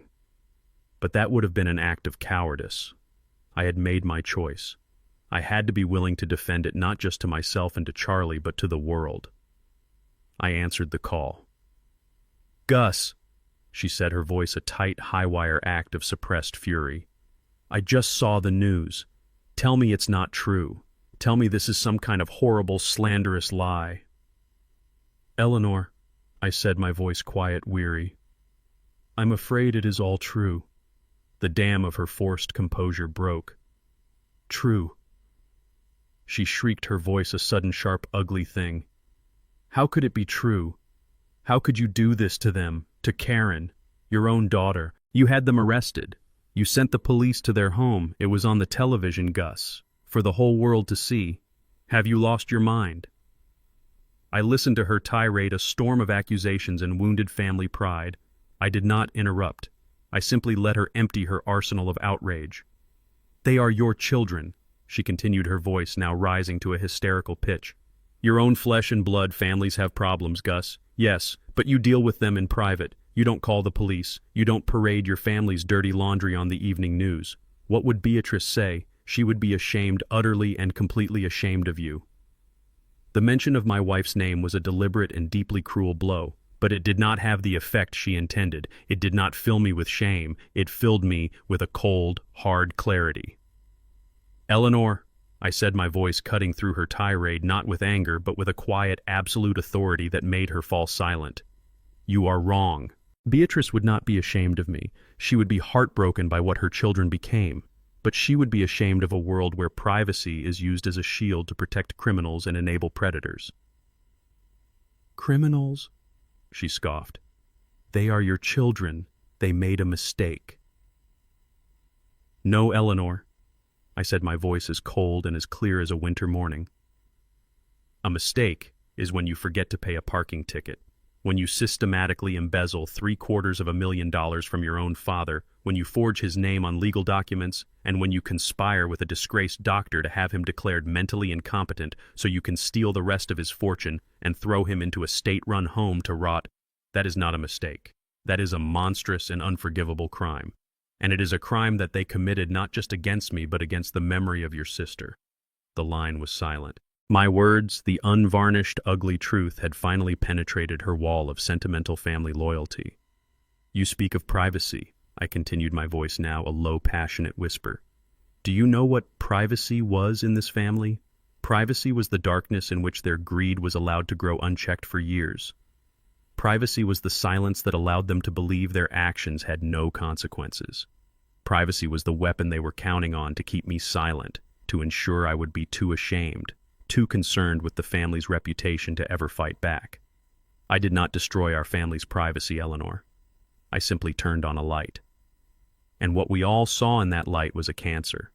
And you do not treat a cancer with privacy. You treat it with surgery, a harsh, brutal, and public surgery if necessary to save the integrity of the whole. She was weeping now, quiet, defeated sobs. The fury was gone, replaced by the dawning, terrible understanding of the truth. I loved my children.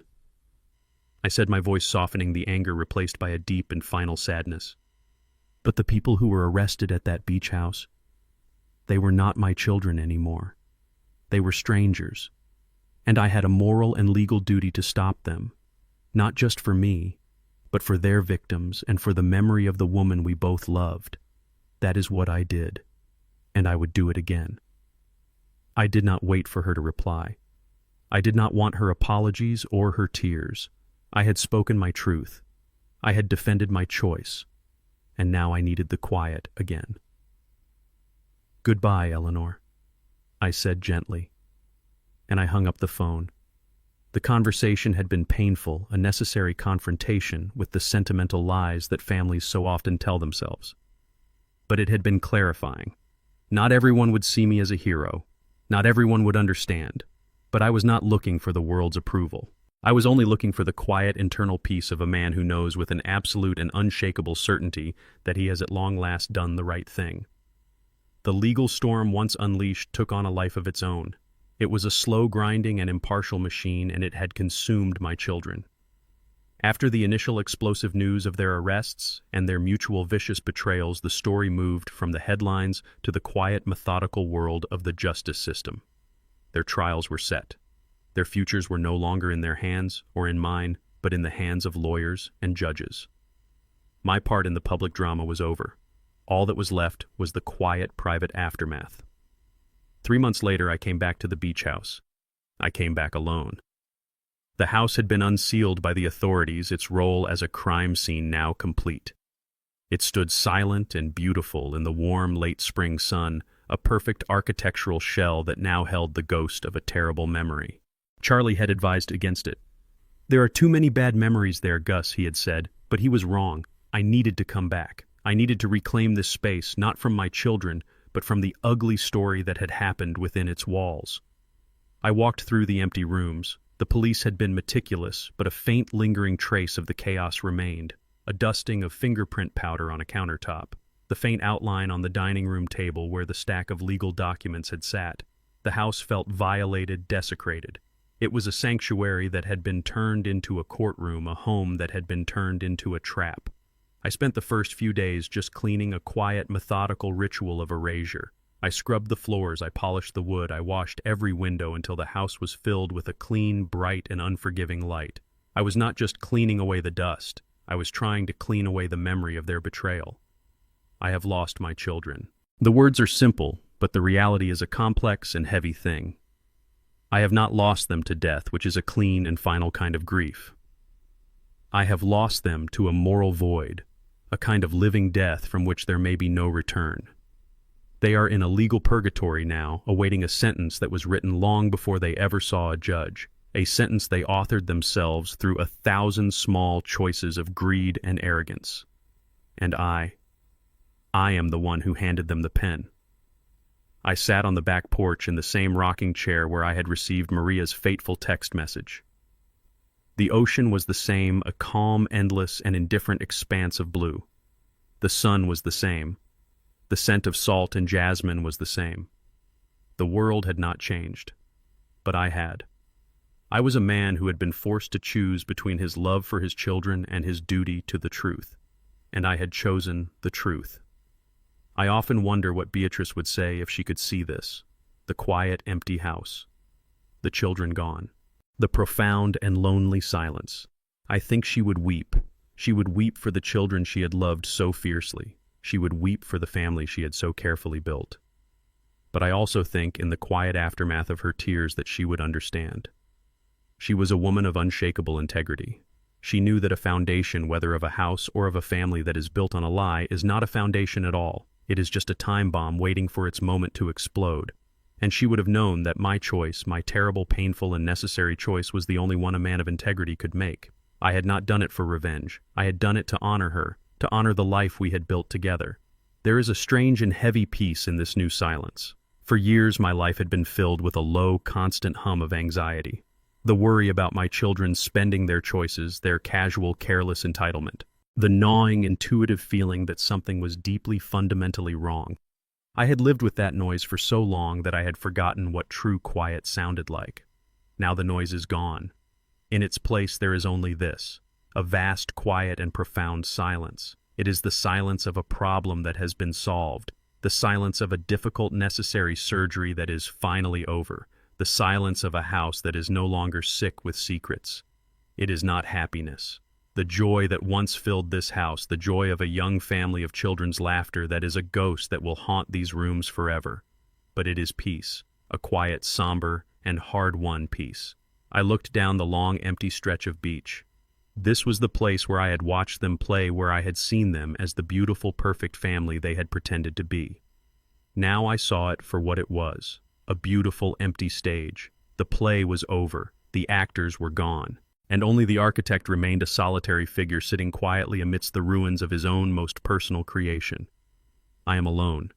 But for the first time in a very long time, I am not lonely. I am simply at peace. The price was everything, and yet somehow it was worth it. The legal proceedings once set in motion were a distant grinding machine that had little to do with me anymore. My part was done. I had given my testimony, the facts were the facts, and the wheels of justice would now turn at their own inexorable pace. The world had moved on to the quiet, bureaucratic aftermath, but I had not. My own personal aftermath was a much quieter, more profound, and more lonely affair. I returned to the beach house. I returned alone. The house, which had been unsealed by the authorities, its role as a crime scene now complete, stood silent and beautiful in the warm, late spring sun. It was a perfect architectural shell that now held the ghost of a terrible memory. Charlie had advised against it. "There are too many bad memories there, Gus," he had said, but he was wrong. I needed to come back. I needed to reclaim this space, not from my children, but from the ugly story that had happened within its walls. I needed to see if it was still a home, or if it was just a house haunted by the ghosts of a family I no longer had.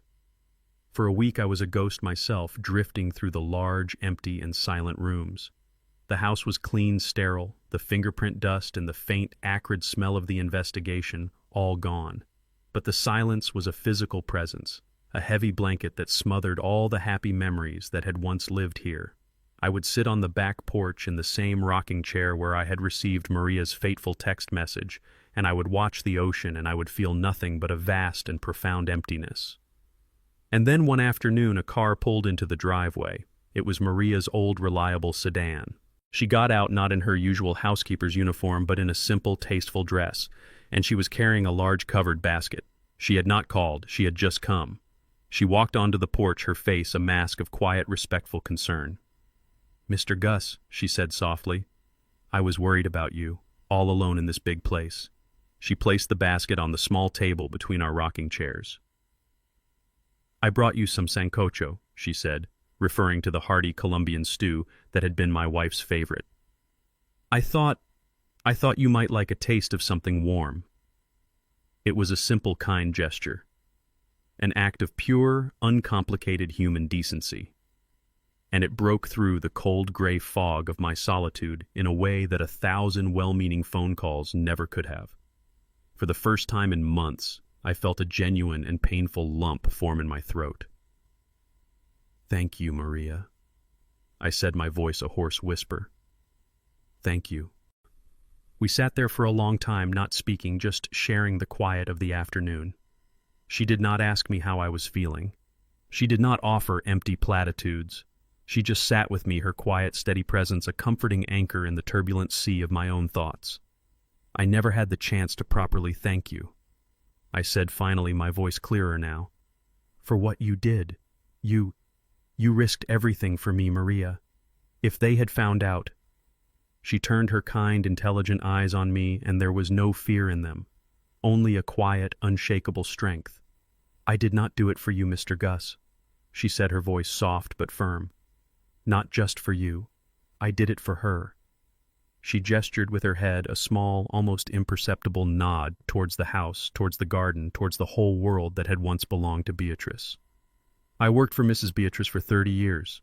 She was more than an employer to me. She was a good woman, a kind woman. She taught me how to speak English. She helped me bring my own family over. She was my friend. What they were trying to do, it was an insult to her memory. It was an insult to this house, the house she loved so much. I could not stand by and watch that happen." Her simple, powerful words framed the entire ugly affair in a new light. This had not just been a war over my money, over my future. It had been a war over my wife's memory, and Maria had been its most loyal soldier. I still don't understand it. I confessed the question that had haunted my every waking moment finally being spoken aloud. How could they, the children she loved so much, the children we raised in this house on these values, where did we go wrong? Maria was silent for a long moment, looking out at the ocean. "Sometimes, Mr. Gus," she said, her voice a gentle philosophical murmur, "a tree can have a good strong root, a healthy root, but a sickness can get into one of the branches, a blight. It is not the fault of the root. It is not the fault of the gardener. It is just a sadness, a deep and terrible sadness." Her simple, profound metaphor was a gift. It was a quiet, gentle absolution. It was a way of seeing the tragedy not as my failure, but as a sickness, a blight that had taken root in the hearts of my own children. "You feel the guilt," she continued as if reading my mind. "You feel you have caused this pain, this ruin." "I was the one who set the trap," I said, my voice a low whisper. "I was the one who made the call." She turned to face me, and her expression was one of fierce and absolute loyalty. "You did not cause this pain, Mr. Gus," she said, her voice firm. "You only revealed it. The pain was already there, hidden in the dark, in the secret accounts, in the ugly conversations they had when they thought no one was listening. You did not start the fire. You only opened the door so that the world could see the smoke. And sometimes," she finished, her voice softening again, "sometimes the light is a painful thing to see, but it is always, always better than the darkness." We sat in silence again, but it was a different kind of silence now. It was a silence of shared understanding, of a quiet and profound peace. She had given me a gift that afternoon, a gift more valuable than any fortune. She had given me perspective. She had helped me see that my children's failure was their own, a sickness that I could not have cured, a blight that I could not have prevented. All I could do was what any good gardener does. I had pruned the diseased branches to save the integrity of the tree. Later, as the sun began to set, she stood up to take the empty soup bowls inside. "Let me get these," she said, her old familiar habit kicking in. I stood up and gently took the bowls from her hands. "No, Maria," I said, looking her in the eye. "Not today. Today you are a guest in this house." And so we sat, the old architect and the loyal housekeeper, two unlikely allies at the end of a quiet war. We had lost a family, but in the ruins we had found a friendship that was as true and as strong as any bond of blood. The initial explosive news of their arrests was a public spectacle, a brief dramatic flare in the city's news cycle. But I knew, as a historian knows, that the real story, the real consequences unfold, not in the bright, loud moments of public drama, but in the quiet, desperate rooms where the deals are made and the betrayals are finalized. I did not have to wait long for that story. A few days after the arrests, Charlie came to my hotel room. The initial adrenaline of the event had worn off, leaving behind a quiet, somber sense of finality. "Well, Julian," he said, his voice a low, grim rumble over the phone. "It's happening. Exactly as we predicted. The rats have started to eat each other." I was silent, waiting. "Trevor's lawyer is no fool," Charlie continued. "He saw the mountain of evidence we handed the DA. He knew a trial was unwinnable. There was no defense. So he went for the only move he had left on the board. He offered up a co-conspirator in exchange for a plea deal." "Naomi," I said. It was not a question. It was a statement of historical inevitability. "He's pleading guilty to everything." Charlie said, his voice a mixture of legal analysis and pure human disgust. Wire fraud, mail fraud, the whole 9 yards. A full confession. In exchange for the prosecution recommending a reduced sentence, he has agreed to be their star witness. Against his own wife. I closed my eyes. The father in me felt a distant aching pang, but the historian simply nodded, acknowledging a pattern as old as time itself. He's painting a masterpiece of self-pity, Charlie went on, his voice dripping with cynicism. He's claiming he was a weak, love-struck man who was pushed into the scheme by a greedy, materialistic, and ruthlessly ambitious wife. He's telling the prosecutors that Naomi was the one who was obsessed with the lifestyle, the one who demanded the bigger house, the fancier car, the European vacations. He's claiming she was the one who came up with the final desperate plan to extort the $500,000 from you, saying, and I quote from the proffer, "He's my father, he's weak, he'll do anything I say." He's trying to frame himself as a reluctant accomplice and her as the criminal mastermind. So he's sacrificing her to save himself a few years in a federal prison. I said the words tasting like poison. He's trying to, Charlie corrected, but he's a fool. He's so focused on his own survival that he can't see the bigger picture. He doesn't understand that his testimony, while it buries Naomi, also buries himself. He is gleefully and under oath confessing to every single element of the crime. I listened to Charlie's words, and I felt no anger, only a deep, cold, and final sense of confirmation. Their love, their partnership had been a business arrangement from the very beginning, and now facing total catastrophic bankruptcy, Trevor was simply liquidating his last remaining asset, his wife. He was selling her story, her culpability, her future for a discount on his own. And what about Naomi? I asked, my voice quiet. Oh, her lawyers aren't stupid either, Charlie said with a dry chuckle. The moment they found out Trevor had flipped, they launched their own counteroffensive. She is now the ultimate victim, the naive, trusting wife who was kept in the dark by a controlling, sociopathic con man. She's claiming she had no idea where the money was coming from, that he handled all the finances, and that she was a prisoner in a gilded cage. She's even trying to use your letter, the bus ticket, as proof that you knew she was a victim and were trying to give her an escape route. They were no longer a couple. They were two opposing legal arguments, two competing fictions, each designed to completely annihilate the other. They think they're creating reasonable doubt. Charlie said, the lawyer in him marveling at the sheer self-destructive stupidity of it all. But what they're actually doing is corroborating each other's stories in the most spectacular way possible. He provides the prosecution with a detailed confession of the mechanics of the crime, the how, and she, in her attempt to prove she was the motive, gives them the why. Together they are happily filling in every blank for the district attorney. They have given the prosecution a perfect, detailed, and cross-referenced confession of their entire criminal partnership, all while trying to stab each other in the back. Any chance of a plea deal for leniency is gone. They have sealed each other's fates. I looked out the window of my hotel room at the endless river of traffic on the street below. Each car was its own separate world, its own story moving in its own direction. Naomi and Trevor had for a time been traveling in the same car on the same road, heading for the same destination. But the moment the road had ended, they had not just gotten out and walked their separate ways.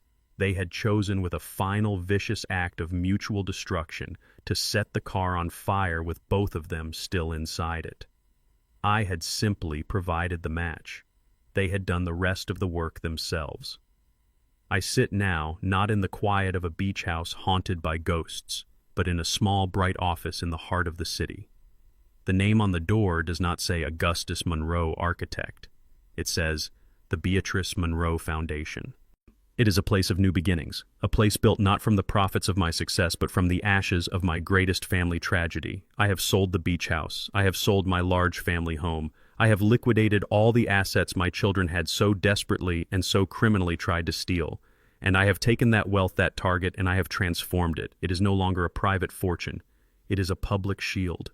My days are spent here with Charlie and a small dedicated staff reviewing applications from elderly people who have been targeted by the same kind of predators that my son-in-law was and that my children in the end became. We provide them with legal aid, with financial counseling, with a voice in a world that so often renders them silent. I used to believe a father's greatest duty was to build a fortress of wealth around his children to protect them from the harsh realities of the world. I thought I was giving them a gift, a head start. a life free from the struggles Beatrice and I had known. I see now that I was wrong. Wealth without wisdom, without character, is not a gift, it is a curse. It does not build, it corrodes. It did not bring my children happiness, it only fueled their bottomless appetite for more. They saw my life's work not as a legacy to be honored, but as a treasure to be plundered. The most painful choice I ever had to make was to stop being a father and to start being an instrument of justice. I had to choose between protecting my own blood and protecting the innocent victims of their crimes. I had to choose between the family I had and the values my wife and I had built our entire lives upon. In the end, the choice was clear. It was the only choice that would truly honor her memory. I used to believe a father's greatest legacy was the wealth he could pass down. My children taught me that wealth without wisdom is a curse. They saw my life's work not as a gift, but as a target. I learned that true love for your children sometimes means becoming the instrument of their hardest lesson. The most painful choice I ever made, choosing justice over my own blood, was also the one that truly honored my wife's memory. A legacy isn't what you leave for your family, it's the integrity you leave behind. Was my choice the right one, or is blood always thicker than justice? I would be honored to hear your thoughts in the comments below. If this story has moved you, please show your support by liking this video and subscribing to the channel for more stories like this one. Thank you for listening.